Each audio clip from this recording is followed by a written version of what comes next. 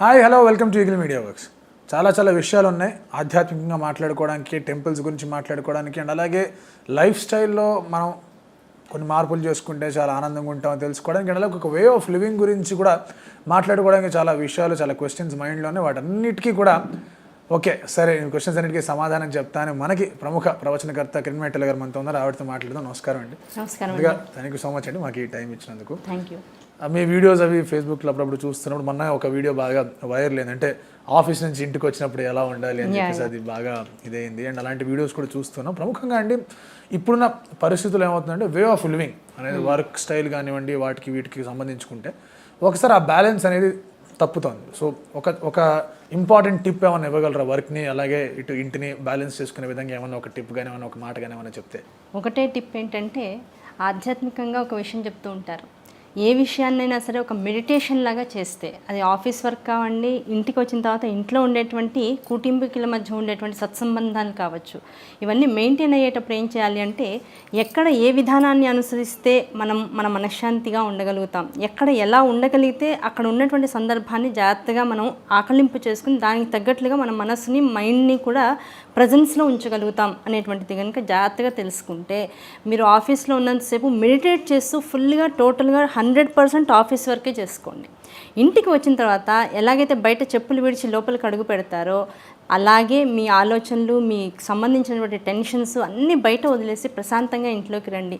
ఇంటిని టోటల్గా ఒక మెడిటేటింగ్ రూమ్ లాగా, అంటే ఇంట్లో ఉండేటువంటి భార్య, పిల్లలు, అమ్మ, నాన్న వీళ్ళందరితో ఎంత ప్రైవసీని మీరు మెయింటైన్ చేస్తారో, హాయిగా మీకున్నటువంటి మానసికమైనటువంటి ఉల్లాసాన్ని ఎలా బయటికి తెచ్చుకుని వాళ్ళతో ఉండగలుగుతారో అలా గనక ఉండగలిగినట్లయితే ఎక్కడ, అందుకనే మనకి చూడండి ఇప్పుడు ఈ ఆధునికతని జాగ్రత్తగా మనం గమనించినట్లయితే 2 బెడ్రూమ్ 3 బెడ్రూమ్ ఫ్లాట్స్ మనం ఇప్పుడు వాడుతున్నటువంటి ఫ్లాట్స్, ఏ బెడ్రూమ్కి ఆ బెడ్రూమ్ ఎందుకు ఉంది అంటే ఆయా ప్రైవసీస్ని బట్టి ఉంది. హాల్లో ఉన్నాం, 10 మందితో హాయిగా ఉండగలుగుతాం, వచ్చిన వాళ్ళతో హాయిగా ఉండగలుగుతాం. ఈ బెడ్రూమ్లోకి వెళ్ళాం, మనకు కావాల్సిన ప్రైవసీ లైఫ్ని మనం అనుభవిస్తూ ఉంటాం. పిల్లల దగ్గరికి వెళ్ళాం, వాళ్ళకి నచ్చినట్లుగా ఉంటున్నాం. పిల్లల దగ్గరికి వెళ్ళాం, అమ్మ ట్యాబ్లెట్ వేసుకున్నామా, నాన్నగారు బాగున్నారా, ఇవి మాట్లాడుకోవడానికి వెళ్తాం. డైనింగ్ రూమ్లో కలుస్తాం, అన్నం కోసం కలుస్తాం. ఇలా ఎలాగైతే మనం ఫేజెస్ చేసుకుని చూస్తున్నామో జీవితాన్ని, అలా మనకు ఉన్నటువంటి ప్రియారిటీస్ని, మనకు ఉన్నటువంటి టెన్షన్స్ని కూడా ఇలా డివైడ్ చేసి కనుక చూసుకుంటే హాయిగా ప్రశాంతమైన లైఫ్ని లీడ్ చేయొచ్చు. ఏమాత్రం ఎక్కడా కూడా తొట్టుపాటు పడి టెన్షన్స్ పడిపోయి బీపీలు తెచ్చేసుకుని ట్యాబ్లెట్లు వాడేసి ఎంత సంపాదిస్తున్నారో ఈ రోజుల్లో యువత, అంతకి మించి అనారోగ్యాన్ని జేబుల్లో పెట్టుకుని తిరుగుతున్నారు. దాన్ని ఒక్కదాన్ని కనుక వదిలేసేస్తే అంతా సుఖంగా ఉంటుంది. ఇప్పుడున్న పరిస్థితులు చూసుకుంటే కోవిడ్ దృష్ట్యా అండ్ అలాగే చాలా చూసుకుంటే కనుక వర్క్ ఫ్రమ్ హోమ్ కాన్సెప్ట్ అనేది వచ్చేసి ఇంకొంచెం బ్యాలెన్స్ని ఇబ్బంది పెడుతున్న సందర్భాలు కూడా మనం చూస్తున్నాం. సో ఈ వర్క్ ఫ్రమ్ హోమ్ అంటే ఇంట్లోంచి ఉండి ఆ డివైడ్ అనేది, ఆ వ్యత్యాసం అనేది చూపించడం కష్టం అవుతుంది కదా వాళ్ళకి. ఇంట్లో ఉండి వర్క్ చేస్తున్నాము అనుకోగానే ఏమవుతుంది అంటే నేను ఎంత పని చేస్తున్నానో నీకు తెలుసా, నువ్వెంత పని చేస్తున్నావో నాకు తెలుసా, ఇలాంటి కంపారిజన్స్ బాగా ఎక్కువైపోయినాయి. యాక్చువల్గా నిజం చెప్పాలంటే కుటుంబ వ్యవస్థలో చాలా రకాల ఇంబ్యాలెన్సెస్ అన్నీ కూడా బయటకు వచ్చాయి. ఇప్పుడు యాక్చువల్గా నిజంగా కోవిడ్ టైంలో బాధపడే వాళ్ళు చాలా బాధపడ్డారు, ఆనందపడే వాళ్ళు చాలా ఆనందంగా ఉన్నారు. కానీ బాధపడే వాళ్ళ శాతం నిజంగా 50% కన్నా కూడా అధికంగా ఉంది. ఆ కంపారిజన్స్ కావచ్చు, దాంతోపాటు ఉండేటువంటి టెన్షన్స్ కావచ్చు, ఇవన్నీ కూడా నాకు అన్నాన్ని ప్రసాదిస్తున్నటువంటి ఒక కంపెనీకి నేను చేసేటువంటి వర్క్ అనేటువంటి ఒక దాన్ని మీరు స్ఫురంగా నమ్మినట్లయితే దానివల్ల వచ్చే టెన్షన్స్ని అంతవరకు ఉపయోగించుకొని ఇంకా తర్వాత ఆ ఏది సంపాదిస్తున్నారో ఆ సంపాదించిన దాన్ని పరిపూర్ణంగా నా సుఖం కోసం, నా కుటుంబం కోసం అనేటువంటిది ఒక ఆలోచన కనుక మనసులో ఉన్నట్లయితే ఆ క్యారీ ఫార్వర్డ్ అవ్వవు టెన్షన్స్ ఎప్పుడు కూడా. ఎప్పుడైతే అబ్బా ఈ పని చెయ్యడానికి నా కుటుంబం, లేకపోతే ఈ పిల్లలు, లేకపోతే నా భార్య, నాకు ఇంట్లో ఉన్న టెన్షన్స్ ఇవన్నీ నాకు అడ్డుపడుతున్నాయి అనేటువంటి ఒక కాంప్లికేటెడ్ ఆలోచన నీకు మనసులోకి వచ్చిందంటే డెఫినెట్గా యూ విల్ అన్నిటినీ ఒక్కొక్క కుప్పగా చేసి అన్నిటినీ క్లమ్జీ చేసేసుకుని బాధపడిపోతూ ఉంటాం. కనుక అదే ఇదే దేనికది నన్ను సుఖపెట్టడం కోసమే వచ్చింది. ఉద్యోగం రానంతసేపు ఉద్యోగం రాలేదనుకున్నాం, వచ్చాక వచ్చిన దాన్ని చేయలేకపోవడం అనుకోవడం ఎందుకు? ఆ కెపాసిటీ మనం పెంచుకోవాలి కదా. When you have capacity inside with in you, definitely you can enjoy your life. అంటే ఈ 2 క్వశ్చన్స్కి మీరు చెప్పిన ఆన్సర్ అంటే ఒక రకంగా ఒక కాన్సన్ట్రేషన్ పెంచుకోవడం, మెడిటేషన్ గురించి మనం మాట్లాడుతున్నారు. సో ఇది ఎలా అంటే ఒక ప్రక్రియలాగా, ఇది ఒక హ్యాబిట్ లాగా దీన్ని ఇన్కల్కులేట్ చేసుకొని మన ఒక అలవాట్లాగా మార్చుకోవాలంటే ఎట్లా మొదలు పెట్టాలి, ఎక్కడ మొదలు పెట్టాలి, ఎలా ముందుకెళ్ళాలి? దీన్ని ఒక హ్యాబిట్ చేసుకోవాలి అంటే ఒకటే నాయన ఈ రోజుల్లో చెప్తున్నాను కదా, ప్రతి వాళ్ళు ఏంటంటే ఫుడ్ హ్యాబిట్స్ ఒకటి నెంబర్ 1 వచ్చేది ఫుడ్ హ్యాబిట్స్. ఏది పడితే అది ఆ ఆకలి తీర్చుకోవడం కోసం బయటికి ఇన్నాళ్ళు ఆఫీసులకి వెళ్ళి ఏం చేశారంటే ఆ టైం బీయింగ్ ఫ్రెండ్స్తో కలిపి ఒక బర్గర్ తినేసేయడం, లేకపోతే ఒక చిన్న స్నాక్ తినేసేయడం, అవి హెవీ క్యాలరీ ఫుడ్ అవ్వడం, దాంతోపాటు ఏదో తాగడం కాఫీ అనో టీ అనో లేకపోతే అంతకు మించి ఇంకో రకమైనటువంటి ద్రావకాలనో ఏవో ఒక టైంని పడేసేయడం, అవి ఇంట్లో ఉండేటప్పటికల్లా టైంని దొరకపోవడం, దాంతో ఏంటంటే మనం ఏదో తినట్లేదు నీరసపడుతున్నాం, దాంతో ఇంకా ఎక్కువ ఆశిస్తూ ఉండడం. ఆ ఫుడ్ హ్యాబిట్స్ ఎప్పుడైతే మనలోకి అధికంగా వెళ్ళడం అనేటువంటిది అలవాటు అయిపోయిందో ఈ బాడీ కూడా అది ఏమాత్రం అన్హెల్దీ సర్కమ్స్టెన్సెస్లోనే ఆధారపడిపోయి ఉచ్ఛ్వాస నిశ్వాసాలు అనేవి అంటే మనం ఇన్హేల్ అండ్ ఎక్సేల్ అనేటువంటి వాటి మీద ఎఫెక్ట్ బాగా చూపిస్తుంది. కోపం అధికంగా వస్తుంది అంటే, లేదు మనకు ఒకళ్ళ మీద నెగిటివ్నెస్ ఎక్కువ వస్తుంది అంటే, లేకపోతే ఉన్నటువంటి పనిని మనం సవ్యంగా చేయలేకపోతున్నాము అంటే అర్థం ఏమిటి అంటే మనం ఎడమ ముక్కులోంచి ఎక్కువగా గాలి పీలుస్తున్నామని అర్థం. అలాగే ఒక పనిని చాలా సవ్యంగా చూస్తున్నాం, అవతల వాడు ఎంత విసిగించినా సరే, మన టీం మేనేజర్ మనకి ఎంత బాధ పెట్టినా సరే, ఒక టీంలో మనం ఉండి ఒక 10 మందిని మనం కంట్రోల్ చేయలేకపోతున్నా చేయించేటంత స్థితికి మనం వస్తున్నాము అంటే కుడి ముక్కులోంచి ఎక్కువ తీసుకుంటున్నామని అర్థం. అంటే మనం బ్యాలెన్స్డ్గా మనిషి ఉండాలి అంటే కావాల్సింది ఏంటంటే మొట్టమొదటి దృష్టి ఇన్హేల్ అండ్ ఎక్సేల్ మీద. అదొక్కటి మనం వదిలేసేసి మిగతా అన్నింటి మీద కాన్సన్ట్రేట్ చేస్తూ ఉంటాం. ఈ ఇన్హేల్ అండ్ ఎక్సేల్ మనల్ని కంట్రోల్ చేసే స్థితి మనకు తెలియకుండా మనలో జరుగుతూ ఉంటుంది, కానీ మనల్ని నిజంగా అది ఆర్గనైజ్ చేస్తూ ఉంటుంది.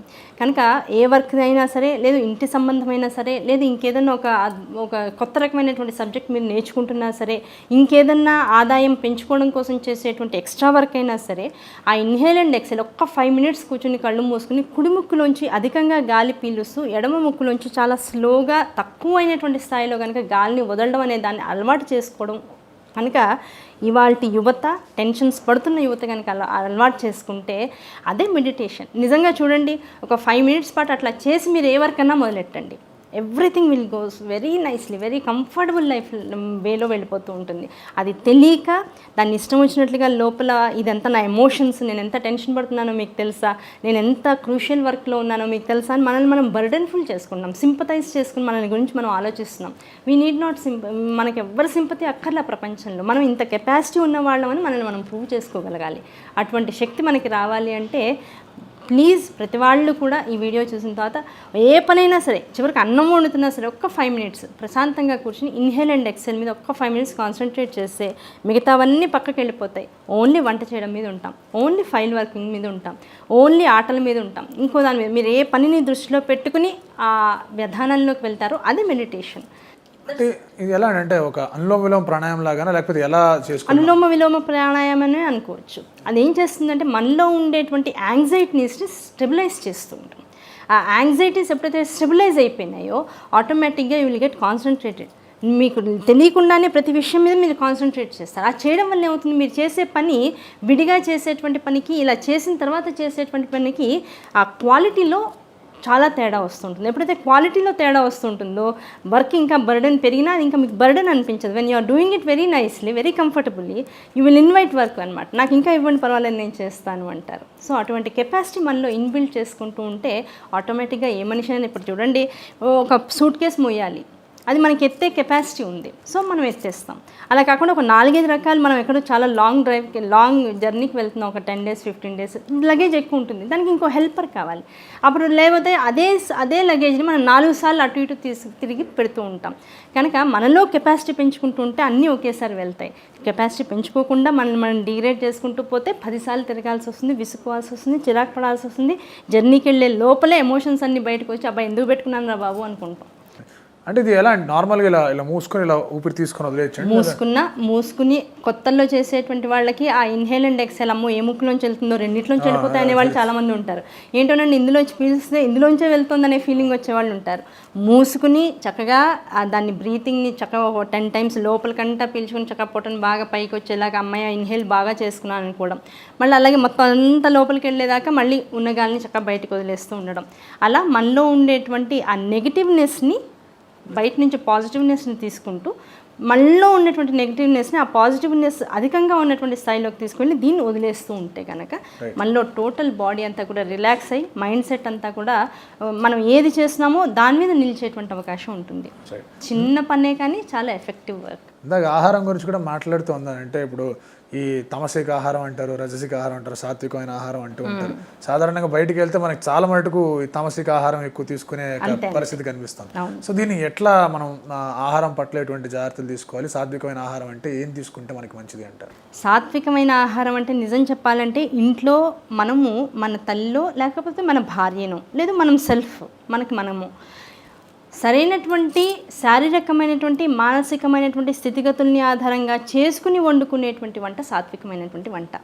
అంటే మనం స్నానం చేసి మనలో మాలిన్యాలు లేకుండా మనం అంటూ ఉంటాం, ఏం లేదు మేడం నేను ఇంట్లోనే ఉన్నా, నేను ఎక్కడికి వెళ్ళలేదు, ఐఎమ్ టోటలీ ప్యూర్ అంటూ ఉంటారు. ఈ రోజుల్లో చాలామంది వర్క్ చేసేవాళ్ళు స్నానం చేయాలా అంటారు. స్నానం బయటికి వెళ్ళేటప్పుడు లేకపోతే ఎవరైనా ముఖ్యంగా కలవడానికో లేకపోతే ఏదైనా ఇంపార్టెంట్ వర్క్ వచ్చినప్పుడు వాళ్ళు చేస్తున్నావు. ఆ చేయడం అనేది నువ్వు వంట వండుతుంటే నీలో కావాల్సినటువంటి శక్తిని నీకు ఇచ్చేటువంటి ఒక సామాగ్రిని ఎదుర్కొండా పెట్టుకుని దాన్ని అన్నపూర్ణాదేవిగా భావిస్తూ దానికి స్తోత్రాలు చెప్తూ ఇంత విధానంలో వైదిక విజ్ఞానం అంతా చెప్పి ఆ వచ్చినటువంటి అమ్మవారిని నీ లోపలికి పచనం చేసుకుని పంపిస్తుంటే దానివల్ల నీ చేతులు, కాళ్ళు, బుర్ర, కళ్ళు, చెవులు, పంచేంద్రియాలు, కర్మేంద్రియాలు, జ్ఞానేంద్రియాలు, మనసు, బుద్ధి, చిత్తం, అహంకారం అంటారు, ఇవన్నీ నడుస్తున్నాయి. ఇంత వ్యవస్థని నువ్వు తినేటువంటి ఒక అన్నం నడిపిస్తోంది అంటే నువ్వు అందులో చేసుకునేటువంటి ఐటమ్స్ వల్ల నీకు ఇంత శక్తి వస్తుంది, రసగ్రంథులన్నీ ఆనందపడుతున్నాయి అంటే దాన్ని ఎంత శ్రద్ధగా ఉండాలి, నువ్వు దాని మీద ఎంత కాన్సన్ట్రేట్ చేయాలి. ఆ అన్నం తినడానికే కదా ఈ ఉద్యోగాలు, ఈ పరిగెత్తడాలు, ఈ కార్లు, ఈ శోభ. నువ్వు ఎంత గొప్ప, ఇప్పుడు నా 10 మందిని ఇంటికి పిలుస్తున్నావు, ఎంత గొప్ప ఫుడ్, ఎన్ని రకాల ఐటమ్స్ నువ్వు పెడుతున్నావు అనే దాని మీద నీ యొక్క కెపాసిటీ వాళ్ళు అంచనా వేస్తున్నారు. అంటే అన్నం అనేటువంటిది నీ ఐశ్వర్యం, అన్నం అనేటువంటిది నీ ఆరోగ్యం, అన్నం అనేటువంటిది నువ్వు సంపాదించేటువంటి సంపాదనకి అసలు మూలతత్వం. ఆ అన్నం మీదనే నువ్వు ఆధారపడి ఉన్నావు అనేటువంటి విషయాన్ని నువ్వు నమ్మితే ఇంత స్వార్థం, ఏదో స్వార్థం అంటే బయటికి వెళ్ళి పబ్బుల్లో తిరగడం, స్వార్థం అంటే ఏదో సినిమాలు చూస్తూ అక్కడ హాయిగా మనకు కావాల్సిన పాప్కార్న్లో లేకపోతే బర్గర్లో తినడం, ఇవన్నీ కాదు స్వార్థం అంటే. నిజమైన స్వార్థం ఉన్నవాడైతే వాడు సంపాదించుకునేటువంటి అన్నంతో వాళ్ళ కుటుంబము తను కూడా ఆనందంగా ఉండాలి, ఆరోగ్యంగా ఉండాలి, నిండు నూరేళ్ళు కూడా వాడు సంపాదించేటువంటి సంపాదనని వాడు పరిపూర్ణంగా ఆనందంగా అనుభవించేటువంటి స్థితిలో ఉండాలనేటువంటి వ్యామోహంతో ఇంట్లోనే తింటాడు, బయట తినడం. దాంతోపాటుగా అధికంగా నూనెల్లో వేయించినటువంటి పదార్థాలు ఎలా పడితే అలా. ఇప్పుడు మనం ఇంట్లో చిన్నపిల్లలు, ఇప్పుడు కరోనా కావచ్చు, అంత ముందు కావచ్చు, మనం పిల్లలు పుట్టేదాకా భార్యాభర్తలు ఒకలా ఉంటారు, పిల్లలు పుట్టాక ఇంకో రకమైన కేర్ ఉంటుంది. కింద ఇంట్లో మనం నిమిషానికి ఒకసారి తుడుచుకునే ఇంట్లోనే ఓ బిస్కెట్టో లేకపోతే వాడు తినేటువంటి ఒక పదార్థం కింద పడింది అనుకోండి, త్రో ఇట్ అవుట్ అని చెప్తారు, వాష్ యువర్ హ్యాండ్స్ అని చెప్తారు పిల్లలకి. మరి బయట వాడు కింద పడేస్తున్నాడు, లేపుతున్నాడు, వాడు అసలు స్నానం చేయట్లేదు, వాడు వేసుకున్న బట్టలు 4 రోజుల నుంచి ఉంచుకున్నాడు, వాడు దాంతోనే లఘుశంఖ దీర్ఘశంఖ యూరిన్కి వెళ్తూ ఉంటాడు, ఆ చేతులు సరిగా కడుక్కోడు, ఆ వస్తువులు ఎప్పుడెప్పుడో ఉంటూ ఉంటాయి, వాళ్ళంతా క్లీన్గా ఉండరు, ఎక్కడ పడితే అక్కడ దాన్ని పడేస్తాడు. అయినా సరే దాన్ని డబ్బులు ఇచ్చి ఎదురు పిల్లలు చాలా ఆనందంగా తింటూ ఉంటే దాన్ని చూసి మనం మురిసిపోతూ ఉంటాం. సో వేర్ ద హెల్ అంటే అసలు ఆధ్యాత్మికత అనేటువంటి దాన్ని పక్కన పెట్టినా కూడా నువ్వు ఇంత సంపాదించుకుంటూ ఇంత ఫార్వర్డ్గా ఉంటూ నీకు ఏది మంచిది అనే విషయాన్ని కూడా నువ్వు విస్మరించేటంత అజ్ఞానిగా ప్రవర్తిస్తూ ఉంటే ఇంకా నేను బాగు చేసేది ఎవరు కదా.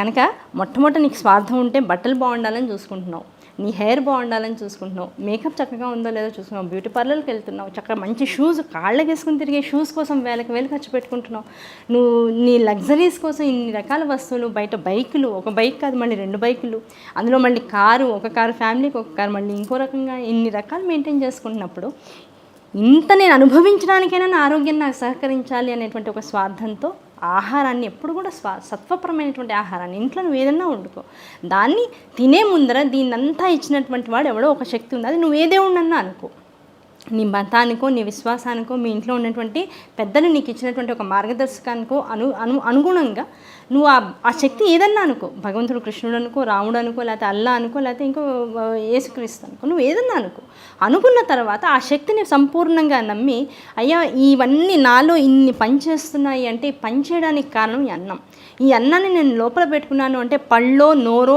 నాలుకో ఇవేనా కాస్త స్వార్థపూరితంగా మాకు కావాలని తినేస్తే ఈ లోపలికి వెళ్ళి ఇవన్నీ శరీరం ఆనందంగా ఉండదు. కనుక ఇంత నిస్వార్థంగా నా శరీరంలో ఉండేటువంటి ప్రతి అవయవము కూడా ఇంత నాకు చక్కగా తోడ్పడుతూ నాకు ఇంత శక్తి మొత్తం అణువు కూడా ఈ బ్రహ్మరంధ్రం దగ్గర నుంచి కాలి చివర చిటికని వేలు గోరు దాకా కూడా ప్రతి అణువు కూడా నేను తింటున్నటువంటి ఆహారాన్ని సమంగా పంచుకుంటూ ఏది ఎలా స్వీకరించాలో తీసుకుంటూ నాతో ఇన్ని పనులు చేయిస్తోంది అంటే ఇప్పుడు అన్నం ఎలాంటిది? మనతో 8 గంటలు పని చేయించుకునేటువంటి ఒక మేనేజర్ని నిమిషానికి ఒకసారి నమస్కారం పెట్టి hello sir, hi sir, good morning sir, good evening sir అని ఆయన్ని మెసేజ్లు పెట్టి ఆయన బర్త్డే వస్తే 20 సార్లు ఆయన విష్ చేస్తూ ఉంటాం. మరి ఇన్ని విషెస్ మనం అడగకుండానే మనకి ఇచ్చి గ్రాంటెడ్గా ఇంత దేహాన్ని మనకి ఇచ్చినటువంటి ఆ పరమాత్మ అనేటువంటి ఒక శక్తికి ఎన్నిసార్లు నువ్వు థ్యాంక్స్ చెప్తే, ఎన్ని విషెస్ నువ్వు చెప్తే నీకు ఆ కృతజ్ఞత అనే భావం వస్తుంది. కనుక ఆ భావాన్ని కనుక మనసులో ఉంచుకుంటే, ఇప్పుడు అన్నం దేవుడు, అన్నమే దేవుడు. ఆ అన్నాన్ని మనస్ఫూర్తిగా నమస్కారం చేసుకుని ఆ అన్నాన్ని అలా స్వీకరించినట్లయితే దానివల్ల కలిగేటువంటి శక్తి ద్వారానే నువ్వు ప్రపంచంలో నువ్వు అనే స్థాయిలో నిల్చుంటున్నావు. కనుక ఆ నువ్వుకి నువ్వు రెస్పెక్ట్ ఇవ్వగలిగితే డెఫినెట్గా అన్నానికి రెస్పెక్ట్ ఇవ్వాల్సిందే. సో చాలా బాగా చెప్పానండి. అండ్ ఇప్పుడున్న ఈ పరిస్థితుల్లో మనం ఆహారం గురించి మాట్లాడుకున్నాం, నడుగడుగుల గురించి మాట్లాడుకున్నాం, యాటిట్యూడ్ గురించి మాట్లాడుకున్నాం, బ్రీతింగ్ ఎక్సర్సైజ్ గురించి కూడా మాట్లాడుకున్నాం. ఎక్కడో అక్కడ ఒక ఫోర్స్డ్ భక్తి అనేది కూడా ఇండ్యూస్ అవుతుంది. అది కూడా కొంచెం ప్రాబ్లం క్రియేట్ అంటే దేవుడి మీద నమ్మకం ఉండడం, నమ్మకం లేకపోవడం ఒక ఆస్పెక్ట్ అయితే, ఎందుకో ఈ మధ్యకాలంలో ఎందుకు దండం పెట్టాలి, లేకపోతే నేను ఎందుకు గుడికి వెళ్ళాలన్న భావంతో పాటు కాస్త ఫోర్స్ చేయడం. అంటే నిజంగా ఈ ఫోర్స్ చేసి దేవుళ్ళ దగ్గరికి భక్తి వైపు నడిపించడం అనేది ఎంతవరకు కరెక్ట్? ఒకవేళ నమ్మకం లేదంటే వదిలేయచ్చు కదా వాళ్ళని. నమ్మకం లేకపోతే ఎవరినైనా సరే వదిలేసేయడమే, అందులో డౌట్ లేదు. నేను అందుకనే మతాలు చాలా రకమైనటువంటి ఆస్పెక్ట్స్లో ఇప్పుడు ఉన్నటువంటి సమాజాన్ని ఇన్ఫ్లుయెన్స్ చేస్తున్నాయి. పరమతాలు హిందూ ధర్మాన్ని చాలా పాడు చేస్తున్నాయి. ఇవన్నీ వస్తున్నా కూడా నేను మౌనంగానే ఉంటాను. ఎందుకంటే మారాలి, నాకు ఇందులో నమ్మకం లేదు అనుకున్న వాడిని ఎంతోకని పట్టుకుని కూర్చోవడానికి అవకాశం లేదు. ఎందుకంటే అది ఎవడు ఎలా బాగుపడాలని వాడికి రాసి పెట్టుంటే వాడు అలా బాగుపడతాడు. అంతే కదండి. దాన్ని మనం పట్టుకుని ఇచ్చేయాల్సిన అవసరం లేదు. ఉన్నవాడు ధర్మాన్ని సమగ్రంగా పాటిస్తున్నాడా లేదా? ఏ ధర్మాన్ని అయితే నువ్వు నమ్ముతున్నావో, నువ్వు ఏ మతంలో అన్నా ఉండు, మతం అనేటువంటిది మనిషి ఏర్పరచుకున్నటువంటి విధానం. ఆ మతానికి మించి ఒక ధర్మం ఉంది, ఆ ధర్మం పైన ఒక శక్తి ఉంది. ఆ శక్తిని పట్టుకోవడం కోసం ఒక విధానాన్ని ఏర్పాటు చేసుకున్నాను. ఇప్పుడు మా ఇంట్లో నేను, నా భార్యాభర్తలంగా నేను, మా ఆయన, మా పిల్లలు, మా అత్తగారు, మామగారు, మేము కుటుంబ సభ్యులుగా మేము ఎలా ఉండాలి అనేది మా ఇంట్లో ఒక రూల్ ఉంటుంది. ఆ రూల్లో నా పిల్లలు, నేను, మా ఇంటికి ఎవరైనా వస్తే ఉన్నంతలో మా పెద్దవాళ్ళకి గౌరవం ఇస్తూ నాకు ఇచ్చినట్లుగా వాళ్ళు ఉండాల్సిందే. అలా కాకుండా నేను ఇంకోళ్ళ ఇంటికి వెళ్ళాను, వాళ్ళ ఇంట్లో నాకు నచ్చినట్లుగా ఉండమంటే ఎలా కుదురుతుంది? కనుక మతం అనేటువంటిది ఎవరికి వాడు క్రియేట్ చేసుకుంది. ఆ క్రియేట్ చేసుకుంది ఏమవుతుంది, కొంతవరకు వాడు ఒక సభ్యమైనటువంటి దారిలో నడవడానికి మాత్రమే ఉపయోగపడుతుంది. అదే ఫైనల్ మాత్రం కాదు. డెస్టినేషన్ మాత్రం మతం కాదు. మతాన్ని మించినటువంటి శక్తి ఏదైతే ఉంటుందో అదే డెస్టినేషన్ పాయింట్. మనం ఏం చేస్తున్నాం అంటే అసలైన దాన్ని వదిలేసి అనవసరమైన వాటిని పట్టుకుని వెళ్ళాడుతూ ఉన్నాం. కనుక ఎవడు దేనిలో ఎంత మాత్రమున ఎవరు దాన్ని ఎలా పట్టుకుంటారనే విధానాన్ని పట్టి పరమాత్మ అనేవాడు వాడిని అంత కృతార్థుని చేస్తూ ఉంటాడు. అంతే తప్ప నువ్వు ఇలా పట్టుకోవాల్సిందే అనే ఒక రూల్ ఎందుకు పెట్టాము అంటే, ఉన్నటువంటి ధర్మాన్ని వదిలేసి చిన్న చిన్న వ్యామోహాల కోసం పరమతం వైపుకో, పరధర్మం వైపుకో అట్రాక్ట్ అయ్యే వాళ్ళని మాత్రం కాస్త ఆపాలి అనేటువంటి ఒక ఆలోచన ఈ రోజుల్లో వచ్చింది. కనుక అన్యమతాలు కేవలం ఒక డబ్బు ఆశ వలనో, లేకపోతే ఇస్తే ఉద్యోగాల ఆశ వలనో ఇలా వెళ్ళిపోవడం అనేటువంటిది కరెక్ట్ కాదు. కనుక దాన్ని ఆపడం అనేటువంటిది జరుగుతుంది. ఇంక ఇంట్లో ఉన్నటువంటి పిల్లలు అంటారా, ఇందాక నేను చెప్పాను చూడండి, థ్యాంక్స్ గివింగ్, భగవంతుడు అనేటువంటి ఒక శక్తికి అనునిత్యము కూడా మనం ఎందుకు నమస్కారం పెట్టాలి, ఎందుకు ఈ పండుగలు చేసుకోవాలి, ఎందుకు వ్రతాలు నోవులు, ఇంట్లో పెద్దవాళ్ళు ఈ చిరాకులన్నీ ఎందుకు పెడతారు అని ఈ రోజుల్లో పిల్లలకు అనిపించవచ్చు. ఒక కష్టం మనకు వచ్చిన రోజున, ఏ కష్టం అక్కర్లా, ఈ రోజుల్లో పిల్లల కష్టాలు ఆలోచిస్తే ఒక మొబైల్ ఫోన్ కావాలన్నా, లేదు ఒక గర్ల్ ఫ్రెండ్ కావాలన్నా, లేదు అంతకు మించిన నేను అనుకున్న ఉద్యోగం, నా పక్కవాడికన్నా కూడా మంచి ఉద్యోగం నాకు రావాలన్నా, వాడికన్నా నేను బాగా సెటిల్ అవ్వాలన్నా మనసులో ఒక వేదన పడతాడు. బయటికి పెద్ద చెప్పకపోవచ్చు, అమ్మ నేను వాడు అన్నం తిని ఉపవాసం ఉంటాను, ఇవన్నీ వాడు చెప్పకపోవచ్చు కాక, కానీ మనసులో ఒక రకమైన టెన్షన్ పడతాడు. ఎప్పుడైతే ఆ టెన్షన్ వస్తుందో వాడికి ఎదురకుండా ఏ దేవుడు మందిరం కనిపినా వెంటనే ఇలా అనేసుకుంటూ ఉన్నారు లోపల. అంతా అయిపోయాక వాడు కామ్గా వెళ్ళిపోయి నేను ఏదో మొక్కున్నా నా కాస మొక్కు తీర్చేసుకుని వస్తాడు. అదొక చెప్పకూడని విషయంగా, అదొక ఏమాత్రం నలుగురితో పంచుకోకూడని విషయంగా కామ్గా ఉండిపోతున్నాడు. ఎందుకంటే వాడికి ఆ నమ్మకం ఉంది అంటే నలుగురు నవ్వుతారేమో అనే భయం వచ్చేటువంటి రోజులు ఉన్నాయి. అవునా కదా? కనుక అటువంటి వ్యవస్థలోంచి మన పిల్లల్ని మనం బయటికి తీసుకొచ్చి, ఒరే ఇదంతా కూడా నీలో ఉండేటువంటి ఒక శక్తిని బయటికి తీసుకురాగలిగింది ఆ టెన్షన్. ఆ టెన్షనే భగవంతుడు అంతే. ఆ టెన్షన్ లేకపోతే, ఆ నీలో ఆ కంగారు రాకపోతే నువ్వు దానికోసం శ్రమ పడవు కదా. కనుక నిన్ను ఏది ప్రేరేపిస్తుందో ఒక పని చేయడం కోసం, ఆ ప్రేరేపణ అనేటువంటిది నీలో కలుగజేసేదే ఆ పరమేశ్వరుడు. కనుక వాడు నువ్వు ఏ పేరన్నా పెట్టుకో, అది నీ ఇష్టం. నువ్వు నమ్మకాన్ని బట్టి నువ్వు ఏ పేరన్నా పెట్టుకో. ఆ పెట్టుకున్నటువంటి ఆ పేరుకి మాత్రం నువ్వు ఒదిగి ఉండు, దాన్ని నమ్మి ఉండు. ఆ నమ్మి ఉండి అది లేకపోతే, ఇప్పుడు నాలో ఒక సంకల్పం వచ్చింది, నేను ఇవాళ మనం ఈ కార్యక్రమం చేద్దాం అనుకుందాం, ఏమడుగుతారో నాకు తెలియదు, మీరేం ప్రిపేర్ అయ్యి వస్తారో నాకు తెలియదు, నేనేం చెప్పాలో నాకు తెలియదు. దీని అంతటికీ వెనకాల ఒక బేస్, ఒక పరాశక్తి ఉంటుంది, ఆవిడ నడిపిస్తూ ఉంటుంది. ఏం మాట్లాడినా ఆవిడే మాట్లాడిస్తూ ఉంటుంది. అంతా భగవత్ సంబంధమైన విషయాలు రావాలి అనుకున్నాం, నడుస్తుంది ప్రోగ్రాం. కనుక దీని వెనకాల ఉండేటువంటి ఆ చిరు ఆలోచన అనేటువంటిది భగవతి పాదాల దగ్గర మనం పెట్టినట్లయితే సర్వదా ఎప్పుడు కూడా మన జీవితం మనం ప్లాన్ చేసుకున్న దానికంటే దానికన్నా కూడా అవతల వాళ్ళు ప్లాన్ చేసిన దాని మీద మనం ఎక్కువ ఎంజాయ్ చేస్తాం. ఎప్పుడు చూస్తూ ఉండండి. మనం ప్లాన్ చేస్తే ఏమవుతుంది, అదో నేను అందుకే చేయనండి అంటూ ఉంటాం. అవర్ ప్లాన్స్, మన సంకల్పాలన్నీ ఎప్పుడు కూడా ఇక్కడిక్కడే చిన్న చిన్న సంతోషాలకు కారకాలు అవుతాయి. ఒక్కోసారి ఆ సంకల్పాలు వికల్పాలు అయిపోయి మనం బాధ పెట్టే స్థితి కూడా వస్తుంది. అదే మనం ఏ ప్లాన్ని చేసుకోకుండా ఏదైనా ఎంజాయ్ చేయడానికి వెళ్ళామనుకోండి, మనం అనుకున్న దానికన్నా కూడా రెట్టింపు ఆనందాన్ని పొందే అవకాశం కూడా ఉంటుంది. అలాగే ఈ భగవంతుడు అనేటువంటి కాన్సెప్ట్ దగ్గరికి వస్తే, ఇందాక చెప్పుకున్న టాపిక్ ఇంకో రకంగా చెప్పుకుంటే, ఇప్పుడు చూడండి మన పక్కింటి వాళ్ళు ఉన్నారు, మనం వాళ్ళు అనుకోకుండా బయటకు వెళ్ళాల్సి వస్తుంది. ఒక 10-15 మినిట్స్ బయటకు వెళ్ళాలి. ఇంట్లో మా అత్తగారు పెద్ద ఆవిడ ఉన్నారు, ఒక 80 ఏళ్ళు 90 ఏళ్ళు వచ్చిన ఆవిడ ఉన్నారు. ఏమంటే ఒక 10 మినిట్స్ నేను బయటకు వెళ్ళి వస్తాను. ఒక 10-15 మినిట్స్ మా అత్తగారు పడుకుని ఉన్నారండి, ఆవిడని చూస్తూ ఉండండి. ఆవిడైనా దగ్గితే పక్కన ట్యాబ్లెట్లు పెడతాను, ఆవిడకి ఇవ్వండి. నేను వచ్చేస్తాను, నేను మొబైల్లో మీతో టచ్లో ఉంటాను, ఇన్ని చెప్తాం, అన్నీ ఆవిడకి రెడీ చేసి మనమే పెట్టుకుంటాం. లాక్ అయ్యండి, మా అత్తగారిని మధ్య మధ్యలో చూస్తూ ఉండండి అని చెప్పి వెళ్ళిపోయాం. నిజంగా 10-15 మినిట్స్ అనుకున్న పని అరగంట పట్టింది. ఇంటికి వచ్చాం, ఆవిడ అలాగే పడుకుని ఉంది. మహా అయితే ఏం చేస్తాం, మన డోర్ తెరిచి అవతల వాళ్ళని సేఫ్గా చూడడం కోసం అవకాశం ఇచ్చాం. వచ్చాక ఒక 10 సార్లు థ్యాంక్స్ చెప్తాం. చాలా థ్యాంక్స్ అండి, మీరు లేకపోతే అసలు నాకు వాళ్ళ ఈ పని అవ్వేది కాదు అని చెప్తూ ఉంటాం. ఆవిడ చేసింది ఏమిటి, కేవలం ఆవిడ మీద నమ్మకం పెట్టుకుని ఏదన్నా అయితే ఆవిడ మనల్ని చూస్తుంది, నాకు ఫోన్ చేస్తుంది అనే నమ్మకంతో బయటకు వెళ్ళిపోయా.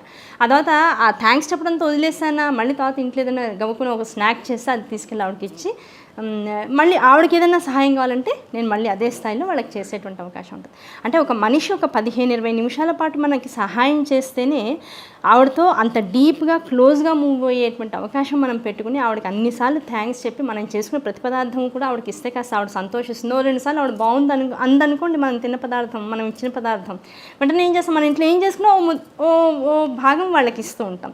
వాళ్ళ పిల్లలు ఇష్టంగా తింటారని ఇస్తూ ఉంటాం. అంటే ఒక మనిషి మనకి సహాయం చేస్తేనే ఒక జీవితాంతం స్నేహం వాళ్ళతో చేసేటంత దగ్గరతనం మనం పెట్టుకున్నప్పుడు ఇంత దేహం ఇది అసలు ఇందులో ఏమాత్రం మెకానికల్గా కాస్త తేడా వచ్చినా సరే ఇంక మళ్ళీ మనం అడ్డంగా పడుకోవడమే తప్ప నిలువుగా కూర్చొని మనం ఏ పని చేయడానికి అవకాశం లేదు. ఇంత వ్యవస్థ, తిన్న ప్రతి వస్తువు లోపలికి వెళ్ళి అరుగుతుందే, అరుగుతున్న ప్రతి వస్తువు నీకు సహాయం చేస్తుందే, ఇంత కళ్ళు నువ్వు ఎన్ని రకాల గాగుల్స్ పెట్టినా, ఎన్ని రకాల కలర్స్ నీకు ఇచ్చినా సరే అన్నిటినీ చూడగలుగుతుందే, రాత్రి పగలు లేకుండా ఇంత వ్యవస్థ నీలో నడిపేలా చేస్తుంది.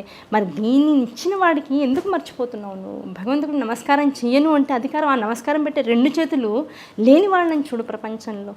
నీకు నిజంగా ఎందుకు నమస్కారం పెట్టవో నీకు అర్థం అవ్వాలి.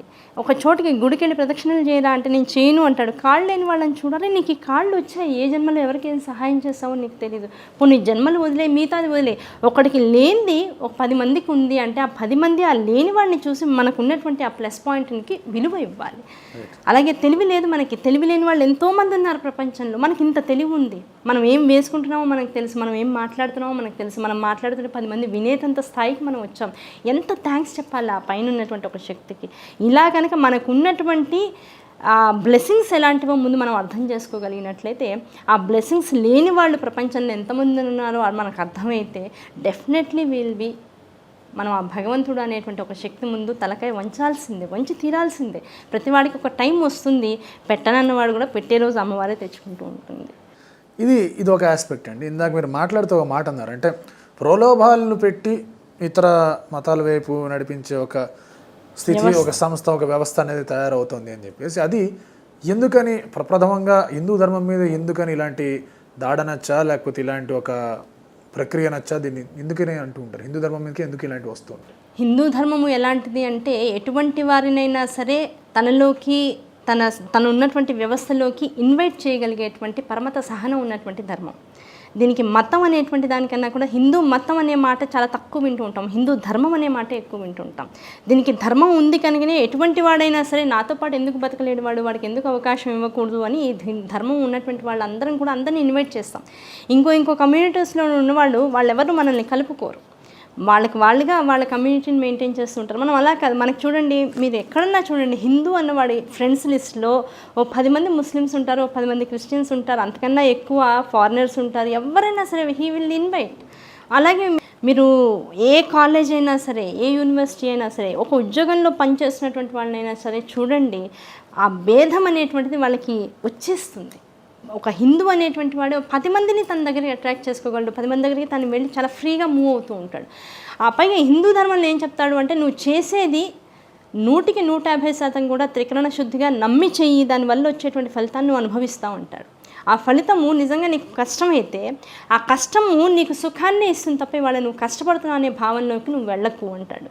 ఇతర పరధర్మాల్లో ఏమవుతుంది, నువ్వు ఇప్పుడు తాత్కాలికంగా నీకు జీవించి ఉన్నావు కనుక ఈ జీవనాన్ని నువ్వు సుఖమయం చేసుకోవడానికి డబ్బు నేను ఇస్తానంటుంది. పరమతాలకి హిందూ ధర్మానికి తేడా ఎక్కడుందంటే అన్ని కర్మవశాత్తు వస్తాయా నీకు. ఇదివరకు జన్మలో నువ్వు ఎవరిని కష్టపెట్టావో నీకు తెలియదు. ఆ కష్టం వాళ్ళు అనుభవిస్తున్నావు. 2 అకౌంట్లు ఉంటాయి మనిషికి ఎప్పుడు కూడా, ఒకటి కష్టం ఒకటి సుఖం. మనకు తెలియకుండానే మనం పుట్టడంతోనే భగవంతుడు ఒక 2 ఫిక్స్డ్ ఏర్పాటు చేసేస్తాడు. ఆ చేసిన తర్వాత మనం కష్టపడుతుంటే మా అమ్మమ్మ గారు చెప్తూ ఉండేవారు, ముళ్ళపూడి లక్ష్మీ నరసింహ గారు ఆవిడ పేరు. ఆవిడ ఎప్పుడు చెప్తూ ఉండేవారు, కష్టం అనుభవిస్తున్నావు, ఆనందంగా ప్రశాంతంగా గుండెల మీద చేసుకుని బతుకు. ఎందుకంటే ఏ అకౌంట్ అయితే మనకి ఇప్పుడు ప్రస్తుతం నడుస్తుందో అది వాడుతూ ఉన్నాం అనుకోండి, ఏమవుతుంది, అకౌంట్ కొన్నాళ్ళకి ఖాళీ అయిపోతుంది. ఇట్ విల్ బికమ్ ఎంప్టీ అయిపోతుంది. అంటే కష్టం వచ్చింది అంటే అర్థం ఏమిటి, అది ఎంప్టీ అయిపోతుందని అర్థం. ఇన్వైట్ ఇట్, హ్యాపీగా ఉండు దాంతో. అదే సుఖం వచ్చిందనుకోండి భయపడాలి అని చెప్పేది. సుఖం వచ్చిందంటే ఇప్పుడు అకౌంట్ ఏది ఖాళీ అవుతుంది, సుఖం అనే అకౌంట్ ఖాళీ అవుతుంది. అంటే తర్వాత ఏముంది, రెడీగా కష్టం అనేది ఉంది. కనుక సుఖం వచ్చినప్పుడు మనిషి రెడీగా భయంగా భగవంతుడి పట్ల ఇంకాస్త ఆరాధనాభావంగా ఇంకాస్త తనని తాను తలచి చేసుకుంటూ, స్వామి నన్ను జాగ్రత్త చేసుకుని నాకు ఇన్ని సుఖాలు వద్దు అని అడగాలట. అదే కష్టం వచ్చిందంటే అమ్మయ్య భగవంతుడు నన్ను చూస్తున్నాడు, నేను అనుభవించాల్సినవన్నీ నాకు ఇస్తున్నాడు, నేను బాగున్నాను అని హాయిగా ప్రశాంతంగా మనిషి బతకాలట. ఇటువంటి ధర్మం యొక్క సూక్ష్మమైనటువంటి తత్వాన్ని హిందూ ధర్మంలో చెబుతామే తప్ప మిగతా ఏ ధర్మాలు కూడా డబ్బు ఆశ చూపించో లేకపోతే డబ్బుని ఎరవేసో సుఖం అనేటువంటి దాన్ని ఈ జీవితం ఉన్నప్పుడే అనుభవించాలి అనేటువంటి ఒక విధానాన్ని ఏర్పాటు చేసి ఉన్నటువంటి దాన్ని అంతా కూడా జీవుడు ఉండగానే మీరంతా అనుభవించాలి తప్ప ఎప్పుడో ఉన్నదాన్ని మీరు ఏదో చేస్తారు, ఇవన్నీ కూడా వేస్ట్ అని చెప్పేసి మన హిందూ ధర్మాన్ని ఆశ్రయించి ఉన్నటువంటి గుడుల నుంచి వాటి నుంచి కూడా మొన్న కూడా పేపర్లో చూస్తే చాలా బాధేసింది. తిరుమల తిరుపతి దేవస్థానంలో ఏదైతే మనం మొక్కులని చెప్పి కేసాలను ఇచ్చేస్తుంటామో వాటిని కూడా వివిధ దేశాలకి ట్రాన్స్పోర్ట్ చేసి దాని ద్వారా కూడా డబ్బులు పరమతానికి సంబంధించిన వాళ్ళు తీసుకుంటున్నారు అనేది ఎంత బాధాకరమైన విషయం అంటే ధర్మాన్ని ఆశ్రయించి ఉన్నాం కనుక నువ్వు మతపరంగా చూస్తూ ఎంత తొక్కేస్తావు, ఇంకా ఎంత తొక్కేస్తావు, ఇంకా ఎంత నీకు రాబడి కావాలి, ఎంత ఉంటే నువ్వు సుఖపడతావు. 3 పూట్ల మహా అయితే అన్నం తింటావు, మహా అయితే ఒక 8 గంటలు నిద్రపోతావు. ఆ నిద్ర తిండి అనేటువంటి 2 బేసిక్ అవసరాలు తప్పిన తర్వాత ఇంకా నీకు ఎంతకు మించి ఇంకేం సుఖం కావాలి, ఇంకేం సుఖం కోసం వెంపర్లాడుతున్నావు, ఏ సుఖాలు ఆశ చూపించి నువ్వు యువతని నీ వైపుకి తీసేసుకుంటున్నావు. అంటే జీవుడు అనేటువంటి వాడు ఎన్ని పాపాలు చేసినా సరే ఆ పాపాన్ని తీసేసేవాడు ఒకడు ఉంటాడు, అది ఇంకా అనుభవించక్కర్లేదు, ఓన్లీ సుఖాలే నీకు ఇస్తాను అనేవాడు నిజంగా ఉన్నాడంటే వాడు నిజంగా తండ్రా. ఇంట్లో పిల్లవాడు చిన్న అబద్ధం చెప్తేనే తండ్రి బెల్ట్ తీసి కొడుతున్నాడే, అది నువ్వు ఏ మతం వాడివైనా కావచ్చు. పిల్లవాడు తప్పు చేస్తే ఒక నిమిషం నువ్వు స్పేర్ చేయట్లేదు, మరి స్పేర్ చేయకుండా నీ కొడుకునే నువ్వు బాగు చేసుకుందాం అనుకుంటే ఎన్నో తప్పులు, ఎంతోమందిని బాధ పెడుతున్నావు, ఎంతమందో జేబులు ఖాళీ చేస్తున్నావు, ఎంతమందినో మానసికంగా హింసిస్తున్నావు, శారీరకంగా బాధ పెడుతున్నావు, అబద్ధాలు చెప్తున్నావు. ఇన్ని తప్పులకి మరి నీకు తండ్రి అనేటువంటి వాడు నీకు శిక్షించడా, వాడికి అధికారం లేదా? శిక్షించకుండా ఎప్పుడు నేను బాగా చూసుకుంటున్నాడు అంటే నిజంగా తండ్రా? కాదు కదా, వాడు డెఫినెట్గా శకునే అవుతాడు. అంటే ఓకే, ఈ మనం కర్మ సిద్ధాంతం గురించి మనం దాని గురించి మాట్లాడుతూ ఉన్నాం. బట్ కాకపోతే ఏంటంటే ఈ క్రితం జన్మల్లో జరిగింది మనం ఈ జన్మలో అనుభవించడం లేదు, ఈ జన్మలో మనం చేసిన దానికి మనం వచ్చే జన్మల్లో మనకు మళ్ళీ దాని ఒక ప్రతిఫలం ఆశించడం, ఇదంతా కూడా అంటే ఈ లైఫ్కి సంబంధించే కదా, ఈ దేహానికి కానీ ఈ బుర్రకు కానీ బుద్ధికి కానీ తెలిసేది. సో క్రితం మతం కానివ్వండి లేదా రాబోయే మతం గురించి తెలియనప్పుడు ఇది సరిగ్గా చేసుకోవాలనే ఒక ఆలోచన కూడా ఉంటుంది కదా, దాని గురించి అక్కడ ఎలా చూసుకోవాలంటే మతాన్ని మార్చడం అనేటువంటిది పెద్దలు ఎంతోమంది చెప్తూ ఉంటారు, తల్లిని మార్చడం లాంటిది అని చెప్తూ ఉంటారు. నువ్వు దేన్నైతే నమ్ముకుని దేన్ని అనుసరించేటువంటి ఒక ధర్మాన్ని అనుసరించేటువంటి కుటుంబంలో నువ్వు పుట్టావో ఆ ధర్మాన్ని నీ తల్లిని నువ్వు ఎలా చూసుకుంటావో అలా చూసుకో, అంతే తప్ప మధ్యలో నువ్వు పుట్టాక నాకు ఇవి నచ్చలేదని మార్చుకోవడానికి ఆ తల్లులు ఏమి మనకి అనాశరణలో ఊరికే దొరుకుతూ ఉంటారు కదా. కనుక ఆ వ్యవస్థ ఎప్పుడైతే ఏదైనా సరే ఒక దాన్ని అనుభవించడం కోసం అందులో ఉండేటువంటి బెటర్ దాన్నే మనం అనుభవించాలి తప్ప మనకున్నది మనకి నచ్చదు, దూరపు కొండలు నునుపు అని ఒక సామెత చెప్తూ ఉంటారు పెద్దవాళ్ళు. ఆ దూరపు కొండల కోసం ఇప్పుడు మనం ఉన్న దానిలో చాలా అవకతవకలు ఉన్నాయి. ఎవరో వస్తారు 10 మంది అంటూ ఉంటారు, హిందూ వాళ్ళకి సంబంధించినటువంటి పూజలు ఈ వ్రతాలు వచ్చాయంటేనండి అసలు మొత్తం రోడ్స్ అన్నీ ఖరాబ్ చేస్తారంటారు, నీళ్ళన్నీ ఖరాబ్ చేసేస్తారంటారు. అదేమన్నా అంటే వీళ్ళకి ఏదొచ్చినా అంత హడావుడే అంటారు. మాకేదో 2-3 పండుగలు ఉంటాయి, ఆ 2-3 పండుగలు మేము ఎంత హాయిగా చేసుకుంటాం, కామ్గా చేసుకుంటాం, మేమేం పాడు చేయమంటూ ఉంటారు. పాడు చేయడమా లేకపోతే సమాజాన్ని ఉద్ధరించడమా అనేటువంటి దాని వెనకాల ఉన్నటువంటి అసలు తత్వం నీకు తెలియనంతసేపు దాన్ని పాడు చేస్తున్నామని అనుకుంటాను. అవునా కదా? ఇప్పుడు నా ఇంట్లో నా పిల్లవాడిని నేను తిడుతున్నంతసేపు నీకు అవతల వాడికి ఏమవుతుంది, అబ్బాయి ఏంటి బాబు ఇంత అరుస్తున్నాడు, 1 గంట 2 గంటలు ఏమిటి రోజు ఈ గోల్ ఏమిటి మనకు అనిపిస్తుంది. కానీ వాడు బాగు చేసుకోవడం ఆ తండ్రి యొక్క వెనకాల ఉన్నటువంటి స్థితి. కనుక అనుభవించాల్సినటువంటి దాన్ని ఇంకా ఏదో కొత్త దారి పట్టుకుంటే మనం ఏదో షార్ట్ కట్లో దగ్గరికి వెళ్ళిపోయి ఒక సక్సెస్ని మనం అనుభవించేటువంటి స్థితికి మనం వస్తాం అనుకోవడం ముందు యువత చేసేటువంటి పెద్ద తప్పు. లైఫ్లో ఎక్కడా కూడా ఒక సుఖానికి కానీ ఒక అనుభవించేటువంటి స్థితికి కానీ షార్ట్ కట్స్ ఉండవు. ఎట్టి పరిస్థితుల్లో మనం నడిచేటువంటి దారిలో సంపూర్ణంగా మనసుని ఇందాక చెప్పుకున్నాం, ఫస్ట్లో చెప్పుకున్నాం, మెడిటేట్ అనేటువంటి దాన్ని సంపూర్ణంగా అనుభవిస్తూ నువ్వు ఏ పని చేసినా సరే అది ధర్మంగా మతాన్ని అనుసరించు, లేదు ఇంట్లో ఉన్నటువంటి తల్లిదండ్రులను అనుగమిస్తూ ఉండు, లేదు నిన్ను కట్టుకుని నిన్ను నమ్ముకుని వచ్చినటువంటి భార్యని నువ్వు జాగ్రత్తగా చూసుకో, లేదు నిన్ను నమ్మి పుట్టినటువంటి పిల్లల్ని జాగ్రత్తగా చూసుకొని సుఖాన్ని ఇచ్చినటువంటి వాళ్ళని, ఇలా ప్రతి విషయాన్ని ఒక యాక్సెప్ట్లో కనుక జాగ్రత్తగా చూసుకున్నట్లయితే ప్రతి విషయాన్ని మెడిటేషన్ చేస్తూ అంటే నీలో నువ్వు రమిస్తూ ఆ ఎదురుకుండా ఉన్నటువంటి స్థితిగతులతో కూడా నువ్వు ఆనందాన్ని పొందగలిగేటువంటి అనుభవాన్ని కనుక నువ్వు జీవితంలో తెచ్చుకోగలిగితే మార్పులు అనేటువంటివి పెద్దగా జీవితంలో అక్కర్లేదు. ఎలా ఉన్నామో అలా హాయిగా ఉంటాం, ప్రశాంతంగా ఉంటాం. మార్పు కోరుకుంటున్నావు అంటే నీకు సంవేర్ ఇక్కడేదో నీకు నచ్చని విషయాలు ఏవో ఉన్నాయి. ఆ నచ్చవు అనేటువంటి విషయం నుంచి పారిపోవడం అనేటువంటిది ఈ మార్పులకి ప్రధాన కారణం. ఎందుకు పారిపోవడం, ఎందుకు ధైర్యంగా ఎందుకు నిల్చోలేకపోతున్నాం? ఈ రోజుల్లో అలా ఆలోచిస్తూ పోతే విద్యార్థుల్ని వికసింపచేసేటువంటి విద్యా వ్యవస్థ దగ్గర నుంచి ఈ టాపిక్ రావాల్సిందే. విద్యా వ్యవస్థలో భయం, చదువుకోవాలంటే భయం, టీచర్ అంటే భయం, తండ్రి అంటే భయం, తల్లి అంటే భయం, ప్రతిదీ భయం. ఆ భయంలోంచి ఎవడో ఒకడు వస్తాడు, ఒక స్వేచ్ఛాపూరితమైనటువంటి వాతావరణంతో వస్తాడు.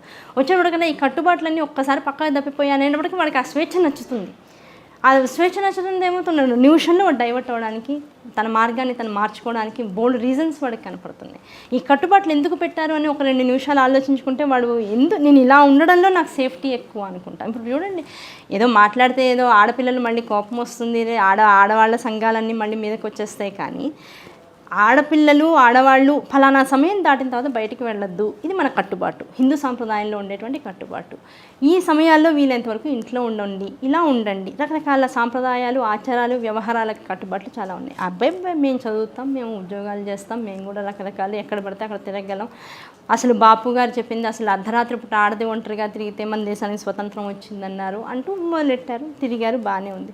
మరి ఏదన్నా మనం ఏమాత్రం ఎక్స్పెక్ట్ చేయనటువంటి ఒక విషయం జరిగితే ఎందుకంత రోడ్ల మీదకి వచ్చి మరి గోలలు పెట్టేసి ఏడి చేసేసి ఫోటోలు పెట్టేసి దిష్టి బొమ్మలు పెట్టేసి సగలేసేస్తున్నారు. మనం రావడం వల్ల కదా అవతల వాడికి ఆలోచన వస్తుంది. అసలు నువ్వు రాకుండా ప్రశాంతంగా ఉంటే నీకు ఎందుకు అలాంటి ఆలోచనలు వస్తాయి?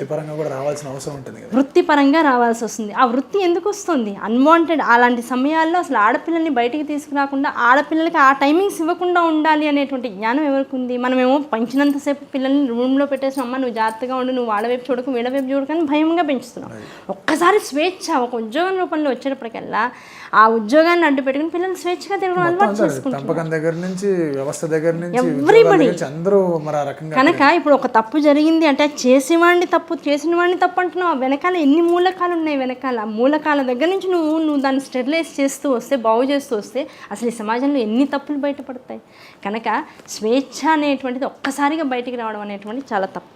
అసలు మనకి స్వేచ్ఛ లేదు అని తల్లిదండ్రుల దగ్గర, టీచర్ల దగ్గర, లేకపోతే మనం చేసేటువంటి ఉద్యోగంలోనూ మనం ఫీల్ అవ్వడమే ఒక పెద్ద తప్పు. ఏదైనా సరే మనం స్వేచ్ఛగానే ఉన్నాం, ఈ స్వేచ్ఛని అనుభవించడం కోసమే ఈ కట్టుబాటు అనేటువంటిది వచ్చింది అనే దాన్ని పరిపూర్ణంగా నమ్మితే స్వేచ్ఛ అనేటువంటి దాన్ని మించినటువంటిది బయట ఎక్కడో దొరుకుతుంది అనేటువంటి ఒక ఆలోచన ముందు మనలోంచి తీసేస్తేనే ఒక మతం, ఆ మతంలో ఉండేటువంటి అసలు విధానం, ఆ విధానం వెనకాల ఉన్నటువంటి తత్వంతో పాటు ఆ ధర్మం అనేటువంటిది ప్రతివాడికి అర్థమవుతూ ఉంటుంది. అంటే ఈ మార్పు రావాలంటే మనం చాలా బేసిక్ స్టేజ్ నుంచి రావాలండి. అంటే పిల్లల పెంపకం దగ్గర నుంచి, వాళ్ళు పంపించే విద్యా వ్యవస్థల దగ్గర నుంచి, వాళ్ళు తినే ఆహారం దగ్గర నుంచి డెఫినెట్గా అందుకనే కదా ఇప్పుడు చూడండి, మీరు గుజరాతీ వాళ్ళని చూడండి, మీరు ఏ స్కూల్లో అయినా చూడండి, ఎనీ కమ్యూనిటీ, మీరు ఎన్ని కమ్యూనిటీస్ చూడండి, గుజరాతీ వాళ్ళు దాంతో పాటుగా 2-3 వాళ్ళలో ఉండేటువంటి కులాలు ఉంటాయి. పిల్లలకి చచ్చిన వాళ్ళు ఏమైనా గబుక్కుని ఇంకొక టిఫిన్ బాక్స్ నుంచి అన్నం పెట్టేసుకుంటారేమో, ఆనియన్ కానీ గార్లిక్ కానీ తింటారేమో అని భయంతో వాళ్ళు ఇంట్లో వండుకొచ్చి పిల్లలకి పెట్టేసేసి వాళ్ళకి ఇంకా ఎంత ట్రైనింగ్ ఇస్తారు అంటే వాళ్ళు అసలు ఎట్టి పరిస్థితుల్లో ఇంకొకళ్ళ దాని నుంచి ఫుడ్ తీసుకోరు. వాళ్ళు అలా తీసుకోకుండా పెరిగిన వాడు ఒక వయసు వచ్చాక తినట్లేదా, వాళ్ళలో మాత్రం నాన్ వెజ్ తినేవాళ్ళు లేరా, వాళ్ళలో మాత్రం లేరా, దాన్ని అటు ఇటు తిప్పి మళ్ళీ వాళ్ళందరూ చెడిపోతున్నారు మీరు అన్నట్లేం లేరు మీరు అనొచ్చు, నాతో వితండవాదం చేయొచ్చు, దానికి ఇబ్బంది లేదు. కానీ అంతెందుకు పట్టుకుంటున్నారు అంటే అవి తినకుండా ఉండాలనేటువంటి కోరిక వాళ్ళలో ఎంత ప్రబలంగా ఉందో చూడండి. అంటే తామసికమైనటువంటి ఆహారం అని ఇందాక మనం అనుకున్నాం, ఉల్లిపాయ, గార్లిక్, దీంతోపాటు ఇలా వాసన వచ్చి అరగడానికి దాదాపుగా 5 నుంచి 8 గంటల సమయం పట్టేటువంటి ప్రతి ఆహారము కూడా మనకి తత్వపరమైనటువంటి మనకి ఏమాత్రం తినద్దు అని సంప్రదాయం చెప్పేటువంటి ఆహారం, తామసిక ఆహారం అని చెప్తూ ఉంటారు దాన్ని.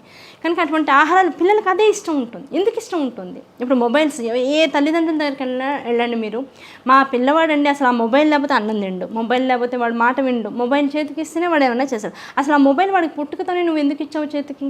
తప్పెక్కడుంది?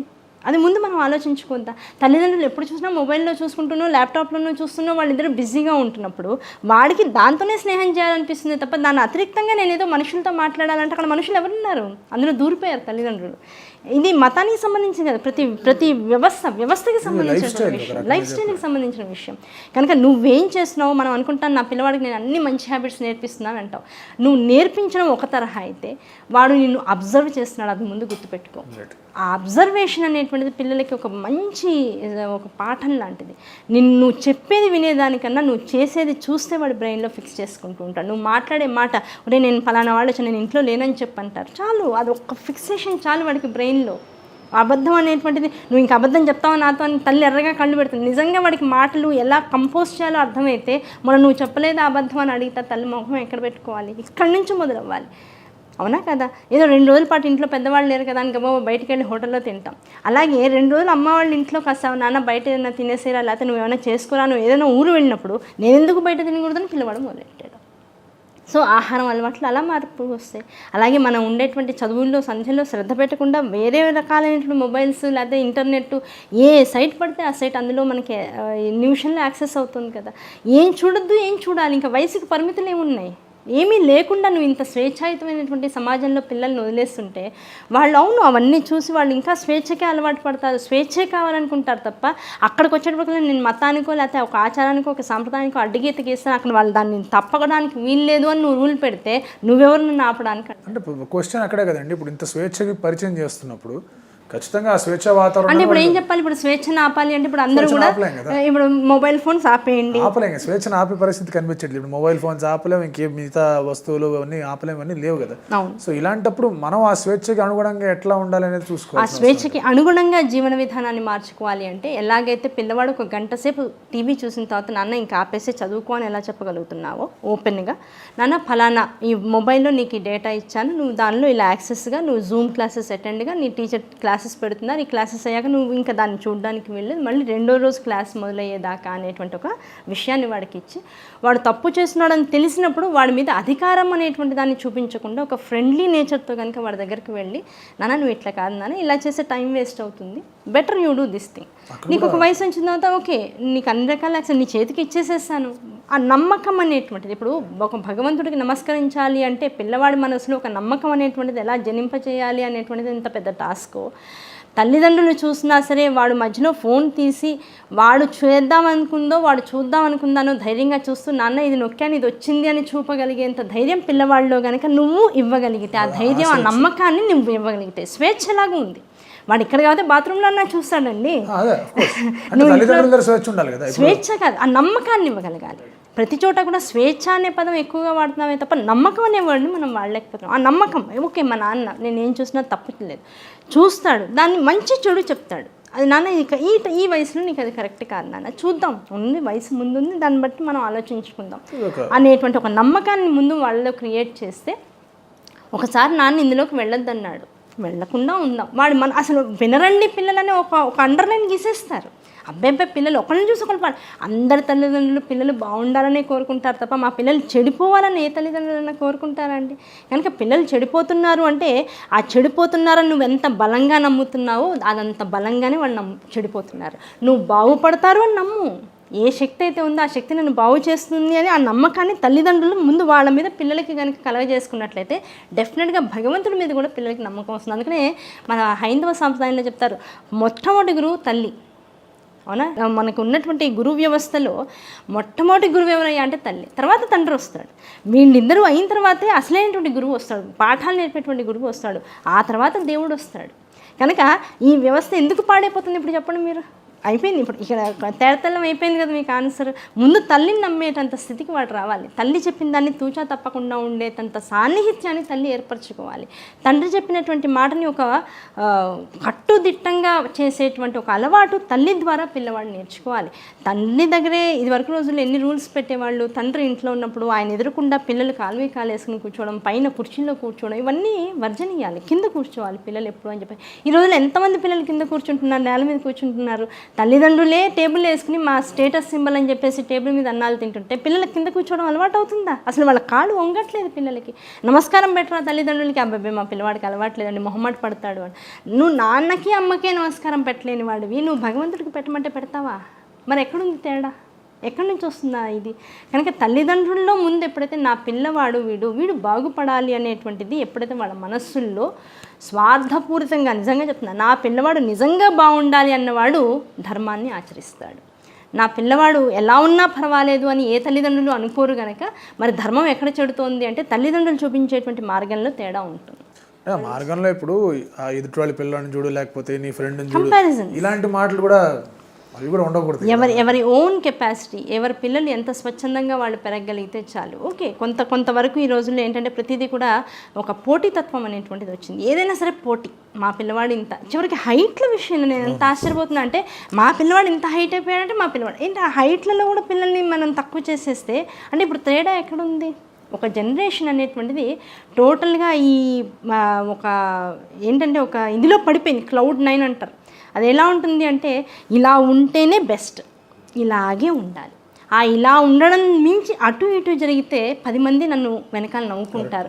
ఎవరో సమాజం, ఎవరో వాళ్ళు ఎంతకాలం మన గురించి మాట్లాడుకుంటారు. అరే మనం బాగుండాలంటే మనకి ఏది బెటరో, చదువులోనే కావచ్చు, ఇంకా బోల్డ్ ఉన్నాయిగా. చదువుకున్న వాళ్ళందరూ ఫైనల్గా ఏం చేస్తున్నారు? అయితే సినిమాలు తీస్తున్నారు, లేకపోతే ప్రొడ్యూసర్లుగా మారుతున్నారు, లేకపోతే ఇంకేదో కెమెరాగా ఊళ్ళు తిరిగి అడవులు పట్టుకుని తిరుగుతున్నారు, లేకపోతే ఇంతకన్నా బాగా చదువుకున్న వాడు ఇంకేదో చేస్తున్నాడు. చదువుకి ఉద్యోగానికి టోటల్గా అసలు లింక్ లేనటువంటి రోజులు వచ్చేసాయి. అలాంటప్పుడు చదువుకి ఎందుకు ఇంత ప్రెషర్ ఇస్తున్నారు? ఇలా ఉంటేనే మనం సక్సెస్ సాధిస్తాము అంటే నిజంగా సక్సెస్ అది?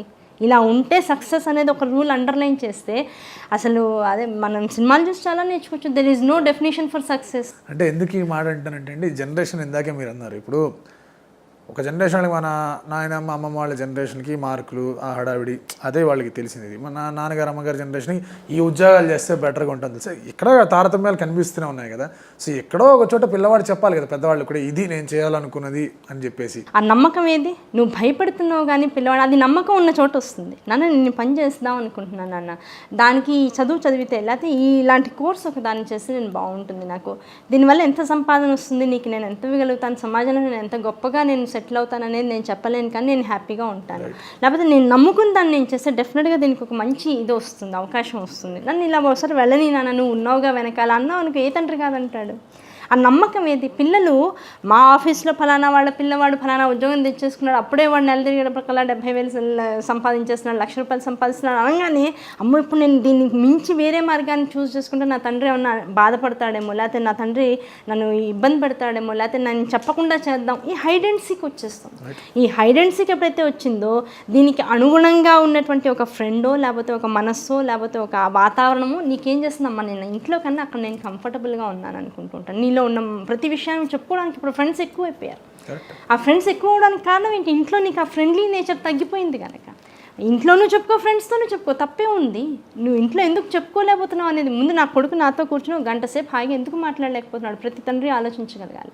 అలాగే అప్పుడు భగవంతుడు ఆలోచిస్తాడు, నా ముందర 1 గంట సేపు కూర్చోడానికి నన్ను నమ్మేవాళ్ళు ఎందుకు నా ఎదురుకుండా కూర్చోలేకపోతున్నారు.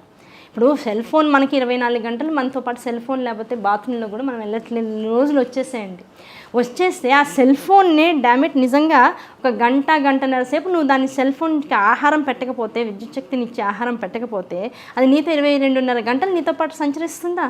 మళ్ళీ దానికోసం ఒక బ్యాటరీ పెట్టుకుంటున్నావు, దానికి ఒక వైర్ పెట్టుకుంటున్నావు, ఇవన్నీ ఒక బ్యాగ్ అవుతుంది. ఇదివరకేమో లెస్ లగేజ్ మోర్ కంఫర్ట్ అన్నారు. ఇప్పుడు పిల్లలు ఆ లెస్ లగేజ్ అనుకుంటూ గ్యాడ్జెట్స్ని పెంచేసుకుంటున్నారు. ఎక్కడెక్కడ నీలో ఉండేటువంటి శక్తిని అంతా కూడా బయటికి హరించేటువంటి శక్తిని నీ చుట్టుపక్కల పెట్టుకుని ఒక ఆటం బాంబుని పెట్టుకుని తిరుగుతున్నావు.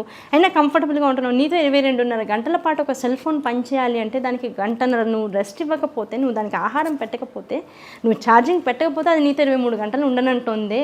అలాంటిది ఒక గంట సేపు ఈ శరీరం అనేటువంటి ఇంత పెద్ద సెల్ ఫోను ఇది 23 గంటలు పని చేయాలంటే ఒక గంటన దీన్ని ఛార్జింగ్ పెట్టద్దా? ఆ ఛార్జింగ్ భగవంతుడు ఎదురకుండా కూర్చుంటే సరిపోతుంది, ఒక మెడిటేట్ చేస్తే సరిపోతుంది, లేదా ఒక స్తోత్రం చదువుతాం. ఈ రోజుల్లో అందరూ చాలా విశేషంగా మాట్లాడే విషయం ఏంటోనండి, మాకు ఈ కష్టం వచ్చింది, కష్టం రాగానే ఫలానా శ్లోకం చదవమన్నారండి, లేకపోతే ఫలానా స్తోత్రం ఇచ్చేసారండి, చదవమని ఇస్తున్నారండి. ఏంటి స్తోత్రం చదివిస్తే అయిపోతుందా, కష్టాలు తీరిపోతాయా అని వెంటనే అడుగుతున్నారు.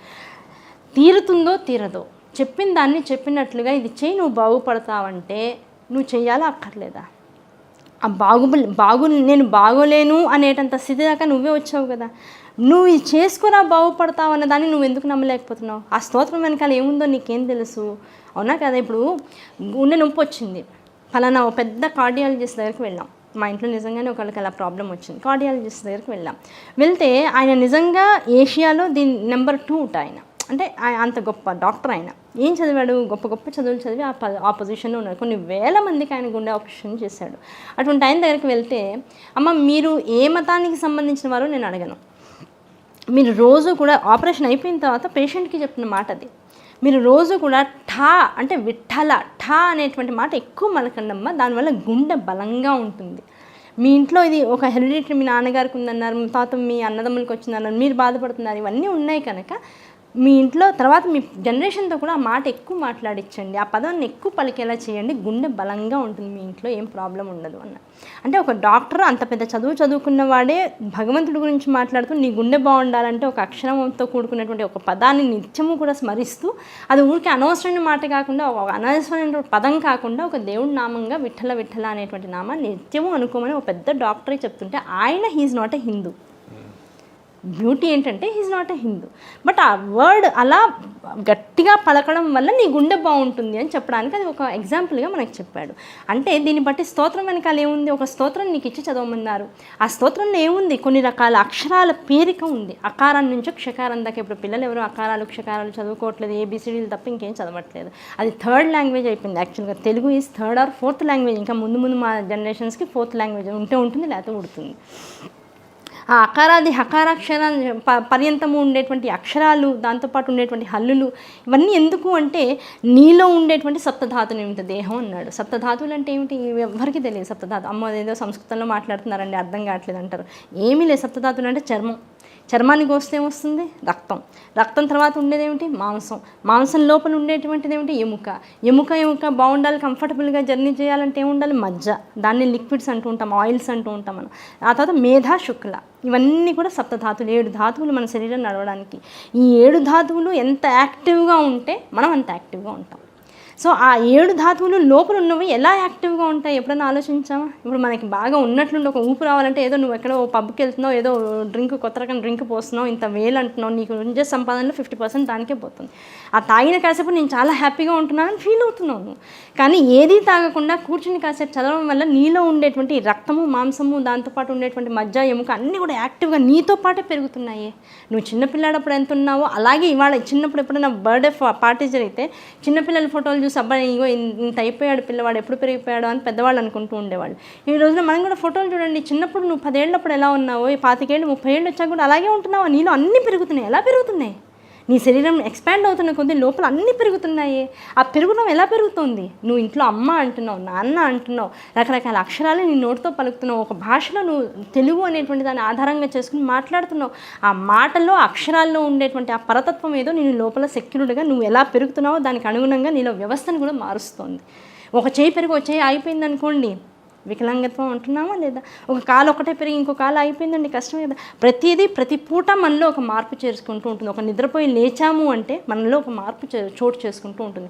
ఆ మార్పు నువ్వు గమనించేటంత స్థాయిని మించి స్థాయిలో ఉంటుంది. అసలు నువ్వు గమనించలేవు ఆ మార్పు అనేటువంటిది ఏమిటో. అది ఏమాత్రం వికృతంగా మారితే నువ్వు వికృత స్వరూపాన్ని పొందుతావు. అది ఎంత మంచిగా జెనెటిక్గా మారుతుంది, అది నువ్వు ఎంత ఆనందంగా ఉన్నావు. నీ రూపాన్ని నిమిషానికి ఒకసారి అద్దంలో చూసుకుని జుట్టుని ఎగరేసుకుంటున్నావు కదా, అంత అందం నీకు ఎక్కడి నుంచి వచ్చింది అంటే పైన ఎవరో పని చేస్తున్నారు. Somebody is working on us. ఆ సంబడి అనేటువంటి దాన్ని ఇన్ని అక్షరాల రూపంలో, ఇంత వ్యవస్థలో, ఇంత భాషని ఆవృతం చేసుకుని మనం ఇన్ని మాటలు మాట్లాడుతుంటే ప్రతి మాటలోనూ కూడా ఆ అంటే అమ్మ, ఆ అంటే ఆవు, ఈ అంటే ఇల్లు, ఈ అంటే ఈగ, ఇలాంటి అక్షరాలతో ఇన్ని అక్షరాలతో సంభోగం చేయించి దీంతోపాటు ఆ అంటే ఏ అమ్మనైతే పట్టుకుంటాడో వాడికి ఆర్థికంగా ఆవు బావు చేస్తుంటే ఈ అనేటువంటి ఇల్లు వాడికి ఈ అమ్మని పట్టుకున్న దాని ద్వారా వచ్చినటువంటి ఒక అద్భుతమైనటువంటి అవకాశం అనుకుంటే ఈ అమ్మని, ఇంట్లో ఉండేటువంటి ఆవుని సవ్యంగా చూసుకునేటువంటి వాడికి ఆ సంపదని, దాంతోపాటు వచ్చేటువంటి కోరికల్ని తీర్చేటువంటి ఇంటిని ఇచ్చినటువంటి వాడి చివరికి ఈశ్వరుడు అనేటువంటి స్వరూపంలో మోక్షాన్ని కూడా ఇస్తాడు అనేటువంటి ఒక నమ్మకాన్ని పిల్లల్లో పెంచితే భాష అనేటువంటి సగం జీవితాన్ని బాగు చేస్తుంది. అందుకనే హైందవ ధర్మాన్ని నమ్మేటువంటి వాళ్ళందరూ కూడా మాతృభాషని వదలొద్దు అని చెప్తూ ఉంటారు. అది ఏ భాషనే కావచ్చు, మీరు ఏ ధర్మంలో అన్నా ఉండండి, హైందవ ధర్మాన్ని పట్టుకున్నటువంటి వాళ్ళు మాత్రం మీ మాతృభాషని మీరు వదలొద్దు అంటారు. అదే మనకి సర్వమైనటువంటి ఐశ్వర్యాన్ని కలగజేస్తూ ఉంటుంది. తల్లిదండ్రులే తెలుగు భాష మీద పట్టు లేకుండా పైన తెలుగులో మాట్లాడాల్సి వచ్చినప్పుడు ఇంగ్లీష్లోనే మాట్లాడుతూ ఉంటే, పిల్లలకి ఇంగ్లీష్ అలవాటు చేస్తూ ఉంటే, ఇంకా వాడు భగవంతుడు వీడు రాముడు, సీత, ఇది లక్ష్మణుడు, ఇది మన రామాయణం అంటే డామిట్ నాకు అక్కర్లేదు అంటున్నాడు వాడు. కనుక ఇప్పుడు మార్పు ఎక్కడ రావాలి? మూలాల నుంచి మార్పు రావాలి. ఒక గుడి బాగుండాలన్నా, ఒక ఇల్లు బాగుండాలన్నా, ఒక సమాజం బాగుండాలన్నా, ఒక బడి బాగుండాలన్నా ఆ సమాజంలో ఉండేటువంటి ప్రతి వాళ్ళు కూడా సంపూర్ణమైనటువంటి ఆ శక్తియుక్తుల్ని దాని మీద పెడితే తప్ప ఏది బాగుపడదు. మనం బాగుండాలంటేనే ఒక జీవితకాలం పడుతుంది. ఇప్పుడు ఉన్నటువంటి వ్యవస్థలో మనం బాగోలేం, కానీ మనం బాగుండాలంటే ఎంత కష్టపడాలి, బోల్డ్ కష్టపడాలి. బాగుండడం అంటే ఇప్పుడు కనపడడానికి బాగుండడం కాదు, నిజంగా ఈ మనిషి వీడు అని ఒక 10 మందితో అనిపించుకోవాలంటే ఎంత కష్టపడాలి. చాలా విషయాలు చెప్పారండి. అంటే క్లుప్తంగా అంటే ఇప్పుడు జరుగుతున్న ఒక ఉద్యమం లాంటిది చూస్తున్నాం. సద్గురు జగ్గి వాసుదేవ్ గారు కూడా దీని మీద చాలా గట్టిగా మాట్లాడుతున్నారు. ఇది ఎండోమెంట్ గవర్నమెంట్ డిపార్ట్మెంట్స్లో ఎందుకు ఆలయాలు ఉండాలి, దేవాలయాలు ఉండాలి అని చెప్పేసి వాటితో స్వచ్ఛందంగా అవి ఉండొచ్చు కదా అని చెప్పేసి చాలా పెద్ద ఎత్తున మాట్లాడడం, మీరు కూడా 2-3 సార్లు మాట్లాడిన సందర్భాలు కూడా చూసాను. సో దీని గురించి ఏమంటారండి? అంటే ఎప్పటి నుంచో మనం మాట్లాడుకుంటూ ఉన్నాం, బట్ ఎండోమెంట్ డిపార్ట్మెంట్లోకి టెంపుల్స్ ఉండాల్సిన అవసరం ఏముంది? ఒకప్పుడు ఉన్నాయి అంటే కారణం ఏంటంటే భారతదేశం అంతా కూడా హిందూ ధర్మాన్ని నమ్ముకున్నటువంటి దేశం. ఈ దేశంలో మిగతా మతాలు చాలా ఉన్నాయి, కానీ భారతదేశంలో దాదాపుగా ఒక 80% మంది హిందువులే ఉన్నటువంటి రోజులు ఉన్నాయి. దానికి తోడు చరిత్ర అనేటువంటిది విశేషమైనటువంటి దేవాలయ సంపదని మనకి ఇచ్చింది. అవి స్వయంభూ దేవాలయాలు కావచ్చు, కొంతమంది ప్రఖ్యాతమైనటువంటి రాజులు కట్టించింది కావచ్చు, భక్తులు కట్టించింది కావచ్చు, ఎలా అయినా కావచ్చు, దేవతా స్వరూపాలు కట్టించినటువంటి, ఎవరు కట్టించారో తెలియనటువంటి దేవాలయాలు కూడా మన భారతదేశంలో చాలా ఉన్నాయి. వీటన్నింటినీ ఒక డిపార్ట్మెంట్ కింద ఉంచి అది ప్రభుత్వం అనేటువంటి పేరు దానికి పెట్టి ఆ ప్రభుత్వం ద్వారా ఈ దేవాలయాలన్నీ నడవాలి అని ఒకప్పుడు అనుకోవడంలో విశేషం ఏమిటంటే, ఇన్ని వేల దేవాలయాలని ప్రైవేటీకరణ చేస్తే మనుషుల్లో అంత శక్తి లేదు.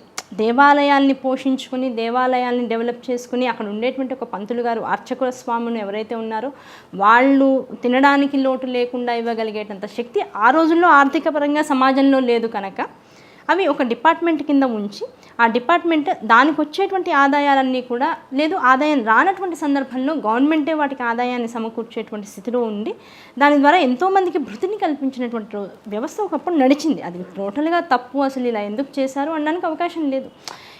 కొన్ని వేల సంవత్సరాల చరిత్రలు కలిగి ఉన్నటువంటి దేవాలయాల సంపద ఉన్నటువంటి దేశం కనుక ఇవన్నీ అప్పటి నుంచి నడిచాయి. మరి ఈ రోజుల్లో వచ్చేటువంటి మిగతా మతాలకు సంబంధించిన దేవాలయాలు ఇప్పుడు పుట్టినటువంటివి. గత దశాబ్దాలు, 2 దశాబ్దాలు, 3 దశాబ్దాలు పోనీ మహా అయితే పోనీ ఒక 100 ఏళ్ల నుంచి మనం చూస్తున్నటువంటి చరిత్రలు ఇవన్నీ కూడా. కనుక కట్టుకున్న వాళ్ళు, ఆ కమ్యూనిటీలో ఉన్నటువంటి వాళ్ళు దాన్ని మెయింటైన్ చేసుకుంటూ వచ్చారు. మనది అలా కాదే, ఎప్పటి నుంచో తాత ముత్తాతలు అసలు నీకు దేవుడు ఎప్పటి నుంచి తెలుసు అంటే దానికి ఒక నిర్వచనం అనేటువంటిది లేదు. ఈ గుడి ఎప్పుడు కట్టారు అంటే మా అమ్మమ్మ గారు వాళ్ళ నాన్నగారు వాళ్ళు అలా అనుకునేవాళ్ళు. అలాంటి దేవాలయాలు మన చుట్టూతో ఉన్నాయి. ఈ రోజుల్లోకి వచ్చేటప్పటికల్లా ఈ దేవాలయాలు అనేటువంటి దాన్ని ఈ సమాజంతో పాటుగా ఉన్నటువంటి కొన్ని భయాలు కావచ్చు, దాంతోపాటు భక్తి వెనకట్టి ఉండేటువంటి మూఢనమ్మకాలు కావచ్చు, వీటి వల్ల ఏమైపోయింది, ఆదాయం విశేషంగా పెరిగింది. మిగతా అన్ని దేవాలయాలు అన్ని మతాల్లో ఉండేదానికన్నా కూడా హిందూ మతంలో ఏమైంది అంటే ధర్మాన్ని ఆచరించేవాడు ఎప్పుడు కూడా డబ్బుని ఆశ్రయించి దేవాలయాన్ని చూడడు. మతాన్ని ఆశ్రయించి ఉన్నవాడు మాత్రమే డబ్బుల గురించి ఆలోచిస్తాడు. విశేషమైన ప్రచారం ఎలా జరిగింది అంటే, ఫలానా వెంకటేశ్వర స్వామికి ఆదాయం, మనం ఏదన్నా నేను నిలువు దోపిడీ ఇస్తానని దండం పెట్టేసుకుంటే మనకున్న కష్టాలనే తీరిపోతాయి. అలాగే మనకు ఉన్నటువంటి ఆయన మనకు వచ్చే భయాలు, మనకు వచ్చేటువంటి ఇబ్బందులతోనూ మనం దండాలు పెట్టేసుకుంటాం. దాంతో ఏమైపోయిందంటే ఆదాయం విస్తృతంగా పెరిగింది. ఆదాయం విస్తృతంగా భగవంతుడిని నమ్ముకుని నువ్వు ఏది చేసినా సరే అది నీకు మంచి చేస్తుంది అనేటువంటి ఒక సానుకూల దృక్పథంతో భక్తుడు ఎప్పుడైతే ముందుకు వెళ్ళాడో వాడిని చూసి ఇంకో నలుగురు వెళ్తారు. ఇంకో మా ఆఫీస్లో ఫలానా ఆ అబ్బాయి అలా చేశాట, నేను కూడా అలాగే చేద్దాం, దండం పెట్టుకుంటాడు, తప్పే ఉంది. దాంతో హిందూ ధర్మాన్ని ఆచరించేటువంటి వాళ్ళలో ఒక వ్యవస్థ ఎలా తయారైంది అంటే, డబ్బులతో విపరీతంగా మనం ఈ మొక్కేసుకుంటే మనకి కష్టం తీరిపోతుంది అనేటువంటిది ఒక సందర్భంలో విపరీతంగా ఒక 20-30 ఏళ్ల పాటు విపరీతంగా రూమ్ అయింది. దాంతో ఏమైంది, ఆదాయాలు అన్ని గుళ్ళకి పెరిగినాయి. పోషించేటువంటి వాళ్ళకన్నా కూడా భక్తులు వేసేటువంటి హుండీ డబ్బులు అధికంగా అయిపోయాయి. ఎప్పుడైతే అన్యాపదంగా ఉట్టిగా మనకి హుండీలో డబ్బులు పడిపోయి ఒక దేవాలయం మెయింటైన్ అయ్యాక కూడా కొన్ని వేల కోట్ల రూపాయలు అలా బ్యాంక్ ఖాతాలో ఉండేటప్పటికి ఏమైపోతుంది, ఆ గవర్నమెంట్లో ధర్మాన్ని ఏ మతాన్ని అనుసరించేవాడైనా సరే చెప్తున్నాను, ధర్మాన్ని పట్టుకున్నవాడు తప్పు చేయడు. మతంతో సంబంధం లేదండి. ధర్మబద్ధుడైనటువంటి వాడు పరాయి సొమ్మును ఆశించాడు. ధర్మాన్ని ఆచరించేటువంటి వాడు పరాయి వాడిని బాధ పెట్టాలనుకోడు. ధర్మాన్ని ఆచరించేవాడు ఎదుటివాడి నోటి దగ్గర ఉండేటువంటి ఆహారాన్ని తీసుకుని తను సుఖపడాలని ఎప్పుడూ అనుకోడు. ధర్మాన్ని వదిలేసినటువంటి వాడికి ఇలాంటి వ్యామోహాలన్నీ పట్టుకుని పీడిస్తాయి. కనుక ఏ మతం వాడైనా సరే ప్రభుత్వంలో అధికారాలు మారుతున్న కొద్దీ ఏమైపోయింది, ఈ లెక్క డొక్క అంతా చూసుకునేదంతా గవర్నమెంట్ అయినప్పుడు అన్యాపదంగా కొన్ని సంవత్సరాల నుంచి, కొన్ని దశాబ్దాల నుంచి అన్ని వేల కోట్ల రూపాయలు బ్యాంక్ అకౌంట్లో ఉండేటప్పటికీ దాన్ని పెడత్రో పట్టిద్దాం అనేటువంటి ఆలోచన సర్వసాధారణంగా ఈ కలియుగంలో రావడంలో పెద్ద తప్పేమీ లేదు. అది వచ్చేటప్పటికల్లా ఏమైపోతుంది, అన్యాక్రాంతం అయిపోతుంది. భారతీయుల్లో ఉండేటువంటి హిందూ ధర్మాన్ని పాటించేటువంటి వాళ్ళందరూ ఏ నమ్మకంతో అయితే ఒక గుడిలోనూ ఒక దేవాలయంలోనూ ఆ అమౌంట్ వేస్తూ పోయారో ఒక నమ్మకంతో, ఆ నమ్మకాన్ని ఆధారంగా చేసుకుని విశేషంగా డబ్బు దారులు మారుతూ వచ్చింది. అది మారుతోంది అని తెలుసుకున్నాక ఇప్పుడు ప్రచారం ఏం మొదలెట్టారు, వేయకండి హుండీల్లో అని చెప్తున్నారు. రెండూ తప్పు. ఎందుకు ఎందుకు ఆ అతి తర్వాత పాడైపోతుంది అని మొత్తం నతి ఎందుకు? రెండూ తప్పే కదా. మనం ఏం మొక్కుకోవాలి భగవంతుడికి, అసలు ఏం మొక్కుకోవాలి? చాలామంది ధర్మ సందేహాల్లో కూడా అడుగుతుంటారు, ఏమండి మా ఇంట్లో 2-3 ఉడుపులు కట్టేసామండి, అసలు ఏ దేవుడు కట్టామో మా వాళ్ళు మర్చిపోయారు, ఇప్పుడు మేము ఆ మొక్కులు తీర్చిపోతే ఇప్పుడు మాకేమవుతుంది? అదో పెద్ద బాధ. నాకు ఉద్యోగం రావట్లేదు, నేను ఒక మొక్కుకోవాలి, నాకు ఉద్యోగం వస్తే అందులో ఉన్నటువంటి సగం డబ్బుని తీసుకువెళ్ళి హుండీలో వేస్తానని దండం పెట్టుకున్నా. ఇన్నాళ్ల పాటు ఉద్యోగం రాకుండా ఇబ్బంది పడుతూ అందులో సగం డబ్బుని తీసుకువెళ్ళి భగవంతుడికి ఇస్తే నిజంగా నీకు మంచి జరుగుతుందా? ఎవరికి వాళ్ళు మనసు పెట్టి ఆలోచన, లాజికల్గా థింకింగ్ రావాలి. ధర్మాన్ని ఆచరించేటువంటి వాడికి ఆసక్తి కేవలం ధర్మాచరణలోనే ఉండాలి తప్ప ఒక భగవంతుణ్ణి ఎంతవరకు నమ్మాలి, అందులో తత్వం ఏమిటి అనేటువంటి విషయాన్ని జాగ్రత్తగా ఆలోచిస్తే, నువ్వు భగవంతుడికి ఇవ్వాల్సింది ఏమిటి, నాయన నేను ఇంత కష్టపడ్డా కదా, నాలాగా కష్టపడేవాడు ఎవడైనా నాకు ఉద్యోగం తర్వాత నాకు ఎవడైనా కళ్ళ ముందు పడితే ఆ కష్టాన్ని వాడికి తొలగించే ప్రయత్నం నేను చేస్తాను. అది నా మొక్కు. ఓకేనా? ఏ ఇబ్బంది అయితే ఒక డబ్బు లేకపోవడం వల్ల నేను అనుభవిస్తున్నానో, ఆ డబ్బు లేకపోవడం వల్ల కలిగేటువంటి ఇబ్బంది నిజంగా ఇంకెవరూ ప్రపంచంలో పడకూడదు. నేను ఇంకా జీవితంలో అలాంటి ఇలాంటి మొక్కు నా మనస్సు నేను మార్చుకుంటా. ఒకళ్ళ గురించి నేను ఈర్ష్యపడుతున్నా, ఆ ఈర్ష్య నుంచి నేను బయటికి రావాలి, ఇలాంటి మొక్కు. లేకపోతే నా కళ్ళతో నాకు చూడడం కష్టమవుతుంది, భగవంతుడికి వెళ్ళి 2 కళ్ళు అందులో హుండీలో వేస్తే కళ్ళు బాగుపడతాయని కూడా ఎందుకు? కళ్ళు లేనటువంటి వాళ్ళకి నువ్వు సహాయం చేయి, నీ కళ్ళు బాగుపడతాయి. సేవాధర్మాన్ని ఎందుకు తీసుకోవట్లేదు? కేవలం ఒక డబ్బు అనేటువంటి వ్యవస్థతో ఎప్పుడైతే భగవంతుని చుట్టూతో ఒక గీత గీసేసామో, ఈయన డబ్బు దేవుడు, ఈయనకి ఎప్పుడు కూడా కొన్ని వేల కోట్లు వస్తుంటాయి, టీవీలో స్క్రోలింగ్ జరుగుతూ ఉంటుంది, వాళ్ళ ఆదాయం ఇంత, ఇవాళ ఆదాయం ఇంత, దాన్ని చూసినప్పటికీ ఏమైపోయింది, అన్నిటికీ గండి కొట్టేసేటువంటి రోజులు వచ్చేట్లా. నువ్వు ఎందుకు పరాయి వాడికి నీకు ఇంత వస్తుందని చెప్తున్నావు ఎందుకు? దాంతో ఏమైపోయింది, ఇప్పుడు కొత్తగా ఇలా ఎప్పుడైతే గవర్నమెంట్ మోసం చేస్తుందో, అది మనవాడు వచ్చినా పరాయి వాడు వచ్చినా ఏ మతానికి సంబంధించిన వాడైనా ఆ డబ్బు చూస్తే ఎవరు ఆశపడకుండా ఉంటారు. ఎప్పుడైతే ఆశ వస్తుందో ఇంకా వెయ్యకండి అంటారు. వెయ్యొద్దు అనుకున్నప్పుడు ఇప్పుడు గవర్నమెంట్ పోషించడం మాత్రం వాళ్ళ కష్టం కదా. కనుక గవర్నమెంట్కి ఒకటే రిక్వెస్ట్ ఏంటంటే, ఏ ధర్మాన్ని ఆచరించేటువంటి వాడికి ఆ ధర్మం వాళ్ళకి ఆ గుళ్ళను వదిలేసేస్తే కష్టమో నిష్టమో రూపాయి జేబులోంచి తీసి దాన్ని మెయింటైన్ చేసుకుంటాం, దానివల్ల వచ్చేటువంటి విషయాన్ని మేమే అనుభవిస్తాం. అంతే తప్ప గవర్నమెంట్ వాళ్ళు ఆశపడడం ఎందుకు, దాని నుంచి వచ్చేటువంటి రూపాయలన్నీ కూడా అన్యమత ప్రచారాల కోసం వెళ్ళిపోవడం ఎందుకు, మనుషుల్ని లోభపరిచి డబ్బులన్నీ కూడా ఇలా వెళ్తున్నాయని ఎప్పుడో పట్టుపడితే అవన్నీ చూసి పాపం హిందూ ధర్మాన్ని పాటించేటువంటి వాళ్ళ మనోభావాలు దెబ్బతినడం ఎందుకు, దీనిలో అనవసరంగా మనుషుల మధ్య పొరపచ్చాలు రావడం ఎందుకు, సమాజంలో ఇంత విభేదాలు మళ్ళీ తెరకెక్కడమే కదా. ఇంతసేపు నిజంగా నాకు ఎంతమంది క్రిస్టియన్ ఫ్రెండ్స్ ఉన్నారో, ఎంతమంది ముస్లిం ఫ్రెండ్స్ ఉన్నారో నేను ఎప్పుడు లెక్క పెట్టుకోవాలా. ఏదైనా ఇలాంటి టాపిక్స్ వచ్చాక ఇప్పుడు ఈ ఇంటర్వ్యూ బయటకు వచ్చిన తర్వాత ఇప్పుడు వాళ్ళతో నాకు మాట్లాడే ఫస్ట్ మాట ఎట్లా ఉంటుంది, అందరూ అలాంటి వాళ్ళు కాదు. అలాని చాప కింద నీరులాగా ఈ అధర్మం అనేటువంటిది ప్రతి మతాన్ని ఇబ్బంది పెట్టేటువంటి స్థితిలోకి వెళ్తూ ఉంటుంది. ఆటోమేటిక్గా విద్వేషాలు, మనుషుల మధ్యలో కాస్త భేదభావాలు వస్తూ ఉంటాయి. మతాలు అనేటువంటివి మనుషుల్ని వాళ్ళు నమ్మేటువంటి మార్గంలో ఇంకాస్త పైకి తీసుకువెళ్ళేటువంటి దారిలోకి పయనించాలే తప్ప, మనుషుల్ని బాగు చేయాలే తప్ప, మతం అనేటువంటిది మనుషుల మధ్య భేదభావాలు తెచ్చి వాళ్ళ మధ్య దూరాలు పెంచేసి సమాజంలో విభేదాలు తీసుకొచ్చి అనవసరమైనటువంటి విపత్తులకి కారణం అవ్వకూడదు కదా. కనుక డబ్బు అనేటువంటి ప్రసక్తి ఎప్పుడు కూడా దేవుడి దగ్గర కరెక్ట్ అయినటువంటి విషయం కాదు. డబ్బుతో దేవుణ్ణి మెయింటైన్ చేయడం కరెక్ట్ కాదు. ఆలయాన్ని ఉద్ధరించు అంతవరకే. భగవంతుడు అనేటువంటి వాడికి ఆలయం ఎందుకు అంటే ఇంత పెద్ద ఈ జగత్తునంతా మనకి ఇచ్చాడు. ఆయన్ని ఒక చోట కాన్సన్ట్రేటెడ్ అయస్కాంత శక్తి, ఆ అయస్కాంత శక్తి కనుక మనం వెళ్తే అందులో ఉండేటువంటి కాస్త ఛార్జింగ్ సెల్స్ని మనం కూడా లోపలికి తీసుకోవాలి. అంతవరకే గుడి. ఆ గుడిని నువ్వు పాలరాళ్లతో వేయించావా, లేకపోతే బంగారు తాపడాలతో వేయించావా, ఇవన్నీ భక్తుడైన వాడికి ఎందుకు? అంతంత అట్రాక్ట్ చేసేటంత అట్రాక్టివ్నెస్ ఎందుకు? మనిషికే ధర్మశాస్త్రం చెబుతుంది, పక్కవాడు అసూయపడేటంత వస్తువులేవి నీ ఇంట్లో ఉంచుకోవద్దు అంది. ఉంచుకుంటున్నావు, దాంతో ఈర్ష్య వస్తుంది, దాంతోపాటు రాగం వస్తుంది, వ్యామోహం వస్తుంది, నిన్ను చూసి కంపారిజన్ మొదలైంది. మొదలవుతుండే అంటే మనం సుఖంగా ఎంత లిమిటెడ్. ఎస్, ప్రతివాడు కూడా ఒకటే సుఖం. చూడండి, ఇప్పుడు ఈ ఇల్లు ఉంది, ఈ పెద్ద రూమ్ ఉంది. ఈ పెద్ద రూమ్లో ఒకవైపు నేను సోఫాలు వేసేసి, ఇంకోవైపు ఏమో చక్కగా టేక్తో చేయించిన పెద్ద దీవాన్ వేసేసి, ఆ తర్వాత హాయి కంఫర్టబుల్గా ఉండడానికి నేను రిక్లైనర్స్ పెట్టేసేసి, ఓ పక్క పెద్ద టీవీ పెట్టేసి, దాంతోపాటు స్టాండింగ్ పెద్ద పెద్ద స్పీకర్స్ పెట్టేసి ఇలా పెట్టేసి అనుకోండి, ఇంత పెద్ద రూము. ఇప్పుడు ఏదైనా రికార్డింగ్ చేసుకుందాం అన్నప్పుడు ఎన్ని సర్దితే నాకు ఈ రూమ్ కంఫర్టబుల్గా స్టార్ట్ అవుతుంది, నాకు ఉపయుక్తంగా ఉంటుంది, అవునా కదా? అలా లెస్ లగేజ్ మోర్ కంఫర్ట్ అనే దాన్ని ఇక్కడ కూడా మనం జాగ్రత్తగా పెడితే మనం ఎంత లిమిటెడ్ వస్తువులతో హాయిగా ఉండగలం అనేటువంటి దాన్ని కనుక జాగ్రత్తగా చూసుకుంటే ఆ లిమిటెడ్ ఆలోచనలు, లిమిటెడ్గా బతకడం అనేటువంటిదే మోర్ కంఫర్ట్ అనేటువంటి విషయం మనకి నిజంగా మార్పు జీవితంలోకి వచ్చిన తర్వాత అర్థమవుతుంది. ముందు పక్కవాడికి ఉంది కనుక మనకి ఇన్నాళ్ళు లేదు కనుక మనం ఏదో సుఖపడాలనుకుంటూ ఉంటాం. ఆ సుఖం నిజంగా ఇన్నాళ్ళు మనకి లేదు కనుక బాగున్నాం అనే విషయం తెలుసుకోవాలి. కింద కూర్చోవడం అనే అలవాటు, కీళ్ళ నొప్పులు చిన్న చిన్న వాళ్ళకి వస్తున్నాయి. కారణం ఏంటి? అసలు కింద కూర్చొని భోజనం చేసే రోజులు పోయినాయి. ఇదివరకు రోజుల్లో టేబుల్స్ ఏమీ లేవు. 80 ఏళ్ళు వచ్చినా 90 ఏళ్ళు వచ్చినా అందరూ కిందే కూర్చొని తినేవాళ్ళు. మరి ఇప్పుడు ఎందుకు కొత్తగా టేబుల్ ఉంటేనే సుఖం, ఆ పలానా కుర్చీలు ఉంటేనే సుఖం, మంచాల మీద ఇంత వెడల్పు 8 ఇంచులో 15 ఇంచులో పరుపు ఉంటేనే సుఖం కాదు. నడు నొప్పులు వస్తున్నాయి, ఏం చేస్తున్నావు? ఎంతవరకు కంఫర్ట్ నీకు? భగవంతుడు ఒక మార్జిన్ రాస్తాడు. నాకు అన్నీ ఉన్నాయండి, పెద్ద పరుపు కొనుక్కున్నాను, ఇవాళ 4 రోజులు పడుకున్నాను, నడుము నొప్పి వచ్చింది, డాక్టర్ దగ్గరికి వెళ్ళగానే ఆయన ఏం చెప్పాడు, అమ్మ మీరు ఆ పరుపు మీద పడుకోకండి అమ్మ, బల్ల స్టిఫ్గా ఉన్నదాని మీద ఫ్లాట్గా పడుకోండి అన్నాడు. ఇప్పుడు ఆ పరుపు నాకు సుఖమా దుఃఖమా? ఏసీ పెట్టించుకున్నాను, 4 రూముల్లో 4 ఏసీలు పెట్టించుకున్నాను. ఆస్తమా వచ్చింది, దగ్గు, విపరీతంగా పొడి దగ్గు వస్తుంది, పడట్లేదు.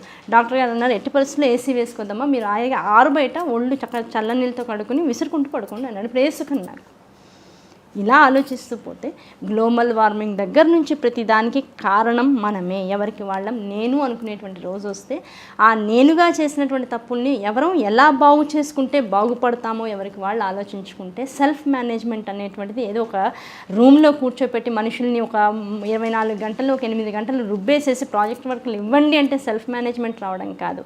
ఎవరికి వాళ్ళం చేతిలో ఉన్న చిన్న కాగితాన్ని రోడ్డు మీద వదిలేసే సమయం దగ్గర నుంచి సెల్ఫ్ మేనేజ్మెంట్ రాగలిగితే అనవసరంగా అవసరం లేనటువంటి సమయాల్లో కూడా ఏసీ వేసుకుని చల్లగా కూర్చుందాం అనేటువంటి ఒక ఆలోచన వల్ల గ్లోబల్ వార్మింగ్ అనేటువంటిది పెరుగుతుంది. నాకన్నా ఇబ్బంది పడే జీవాలు ఎన్నో ఉన్నాయి ప్రపంచంలో అనే ఒక ఆలోచన స్విచ్ చేసే ముందు నీకు వస్తే ఇలా నీ కంఫర్ట్స్ని పెంచుకుంటూ నీకున్నటువంటి సుఖాల వల్ల ఇంకొకళ్ళు ఈర్ష్యపడి నీకన్నా ఎదగాలనేటువంటి తాపత్రయం వాళ్ళు పెంచకుండా ఉండాలనేటువంటి ఆలోచన నీలో వచ్చిన మొదటి క్షణం నుంచి సెల్ఫ్ మేనేజ్మెంట్ మొదలైతే ప్రపంచం అంతా బాగుంటుంది. భారతదేశం మళ్ళీ తన పునాది ఏదైతే మూల స్థాయి ఉందో, మూల స్థితి ఉందో, ఏ మూలాల నుంచి అయితే ప్రపంచ దేశాలన్నీ కూడా భారతదేశం వైపు చూసి అట్రాక్ట్ అవుతున్నాయో, ఇప్పుడు ఎంతోమంది పాశ్చాత్యకులు మన దేశంలో ఉండేటువంటి ఆధ్యాత్మిక తత్వాన్ని చూసి అట్రాక్ట్ అవుతున్నారు. ఇక్కడికి వస్తున్నారు, వాళ్ళేం కంఫర్ట్స్ అడగట్లేదు, ఈ కంఫర్ట్స్ అన్ని వదిలి మేము వస్తున్నాము అని అంటున్నారు. వచ్చి ఎక్కడ కూర్చున్నారు, బండల మీదకి వచ్చిన వాళ్ళు యోగాలు చేస్తున్నారు, బండల మీదకి వచ్చిన వాళ్ళు గంటల తరబడి క్రియాయోగాలు చేస్తున్నారు, శ్వాస బంధం చేస్తున్నారు, దాంతోపాటు రకరకాల మంత్రాలు నేర్చుకున్నారు. మనం ఏమైపోతున్నాం? వాళ్ళందరినీ చూసి ఫోటోలు తీసి ఆహా వీళ్ళు ఫలానా వాళ్ళతో వీళ్ళు ఇలా చేస్తున్నారు. నీకు ఒక్క మంత్రం వచ్చా వాళ్ళు చెప్పిన దానిలో? గట్టిగా సర్వమంగళ మాంగళ్యం చెప్పరా అని పిల్లల్ని అడిగితే అదేం శ్లోకం అని బుర్రగొక్కుంటాడు వాడు. కనీస పక్షంలో ఇంకొక హిందూ ధర్మాన్ని ఆచరించేటువంటి వాళ్ళకి స్ట్రైట్ ఫార్వర్డ్గా వేసేటువంటి సమాధానం ఏంటంటే, నిజంగా ఈ రోజుల్లో మనకు ఎదుర్కొంటూ ఉన్నటువంటి 2 మతాలకు సంబంధించిన వాళ్ళని మెచ్చుకోవాలి మనం. ఆదివారం వచ్చేటప్పటికల్లా పుస్తకాలు చదివిన పిల్లలతో పాటు గుళ్ళకి వెళ్తారు. ఎంతమంది మీ ఇళ్లల్లో మీ పిల్లలతో పాటు గుళ్ళకి ప్రతిరోజు తీసుకువెళ్తున్నారు? భగవద్గీత ఎంతమందికి వచ్చు? దాంతోపాటుగా పిల్లల్ని శుక్రవారం వచ్చిందంటే పొద్దున్న నుంచి సాయంత్రం దాకా వాళ్ళకి ఎన్ని పనులన్నా ఉండని ముస్లింలు చక్కగా పొద్దున్నే 5 నుంచి పిల్లల్ని 7 దాకా రోజు ఖురాన్ చదివిస్తారు. నువ్వెవరన్నా ఇంట్లో కూర్చుని ఒక మత గ్రంథాన్ని నీ పిల్లలతో చదివిస్తున్నావా? హిందూ ధర్మంలో మత గ్రంథాలు లేవు. ధర్మాన్ని ఆచరించడానికి కావాల్సినటువంటి ధర్మబద్ధమైనటువంటి గ్రంథాలు చాలా ఉన్నాయి. ఒక్క ధర్మం వాళ్ళతో చెప్పిస్తున్నావు, ఒక శ్లోకం వాళ్ళకు వచ్చా నోటికి, సెల్ఫ్ చెక్ చేసుకో. ఇతర ధర్మాలని చూసి ఏడ్ చేసేసి వీళ్ళందరూ మమ్మల్ని పాడు చేసేస్తున్నారంటగా నువ్వు ముందు పాడైపోయావు అక్కడ. నువ్వేం బాగున్నావు అక్కడ. నువ్వు అది ముందు నిన్ను ఒకసారి తరచి చూసుకో, ఒకసారి నెగిటివ్గా ఒకసారి అద్దం ముందు నుంచి నీ మొహాన్ని నువ్వు చూసుకో. నువ్వు 3 పూటల సంధ్యావందనం చేస్తున్నావా? సంధ్యావందనం లేదు. కనీసం దాన ధర్మాలు చేస్తున్నావా? దాన ధర్మాలు లేదు. కనీసం కష్టంలో ఉన్నవాడికి సహాయం చేస్తున్నావా? నీ ఇంట్లో ఉన్నటువంటి మత గ్రంథాలు, నీకు ఉన్నటువంటి ధర్మ గ్రంథాలు ఎన్ని ఉన్నాయో నీకు తెలుసా? నువ్వు ఎన్నిసార్లు వారంలో గుడికి వెళ్తున్నావు? ఎన్నిసార్లు నీకు ఉన్నటువంటి పెద్దవాళ్ళని నువ్వు గౌరవిస్తున్నావు? ఇవన్నీ నువ్వు ఆలోచించుకుంటే సెల్ఫ్ చెక్, నువ్వు బాగుపడతావు. ఎవడో మనల్ని పాడు చేయక్కర్లేదండి. మనకి మనంగా పాడైపోయేటువంటి రోజులు చాలా వచ్చాయి. నువ్వు పాడవుతున్నావురా అని చూపిస్తే ఈగో హర్ట్ అవుతుంది కనుక అది వాడి వల్ల నేను పాడవుతున్నా అని చూపిస్తూ ఉంటాం. ప్రతి వాడికి ఇలా వేలెత్తి చూపించడం చాలా ఈజీ మనకి. కనుక ఎండోమెంట్ డిపార్ట్మెంట్ అనేటువంటిది హిందూ దేవాలయాలన్నీ కూడా కబళించేస్తోంది. దానివల్ల ప్రభుత్వాలు ఉన్నటువంటి ఆదాయాన్ని అంతా కూడా తీసేసుకుంటున్నాయి. హిందూ ధర్మం నష్టపోతుంది. నష్టపోయేటంత స్థితికి నువ్వు ఎందుకు తీసుకొస్తున్నావు? హిందువుగా ఆలోచించు, మనసు పెట్టి ఆలోచించు. గుడి అంటే, దేవుడు అంటే బిజినెస్ ఆడుకోవడానికి, నువ్వు వ్యాపారంగా నువ్వు సగం జీతం ఇస్తానంటే మిగతా సగం జీతం నీకు బోనస్గా ఇచ్చేటువంటి వాడు ఆ భగవంతుడు అంటే. ఎందుకు డబ్బుతో ఆడుకుంటున్నావు భగవంతుడితో? You stop that first. నువ్వు భగవంతుడు ఒక శక్తిగా నమ్ము. నీలో ఉండేటువంటి ఇబ్బందికరమైనటువంటి పరిస్థితుల నుంచి నిన్ను బయటికి తీసుకురావడానికి వచ్చిన నీలో ఉండేటువంటి ఆ శక్తిహీనత్వం నుంచి నిన్ను బలోపేతం చేయడానికి కావాల్సినటువంటి శక్తిని ఆ భగవంతుడి నుంచి తీసుకో. అంతే. డబ్బులతో వ్యాపారం భగవంతుడు చేయకు. ఆ డబ్బులు ఎప్పుడైతే వచ్చాయో ఆ డబ్బులు మనిషిని కల్టివేట్ చేసేస్తాయి, పాడు చేసేస్తాయి. థ్యాంక్ యూ సో మచ్ అండి. చాలా విషయాలు చెప్పారు. అండ్ ముందు ఇంకా చాలా విషయాలు మీతో మాట్లాడాలని కోరుకుంటూ మీరు మళ్ళీ టైం ఇస్తారు మిమ్మల్ని రిక్వెస్ట్ చేస్తూ. థ్యాంక్ యూ సో మచ్ అండి. Thank you. ధన్యవాదాలు.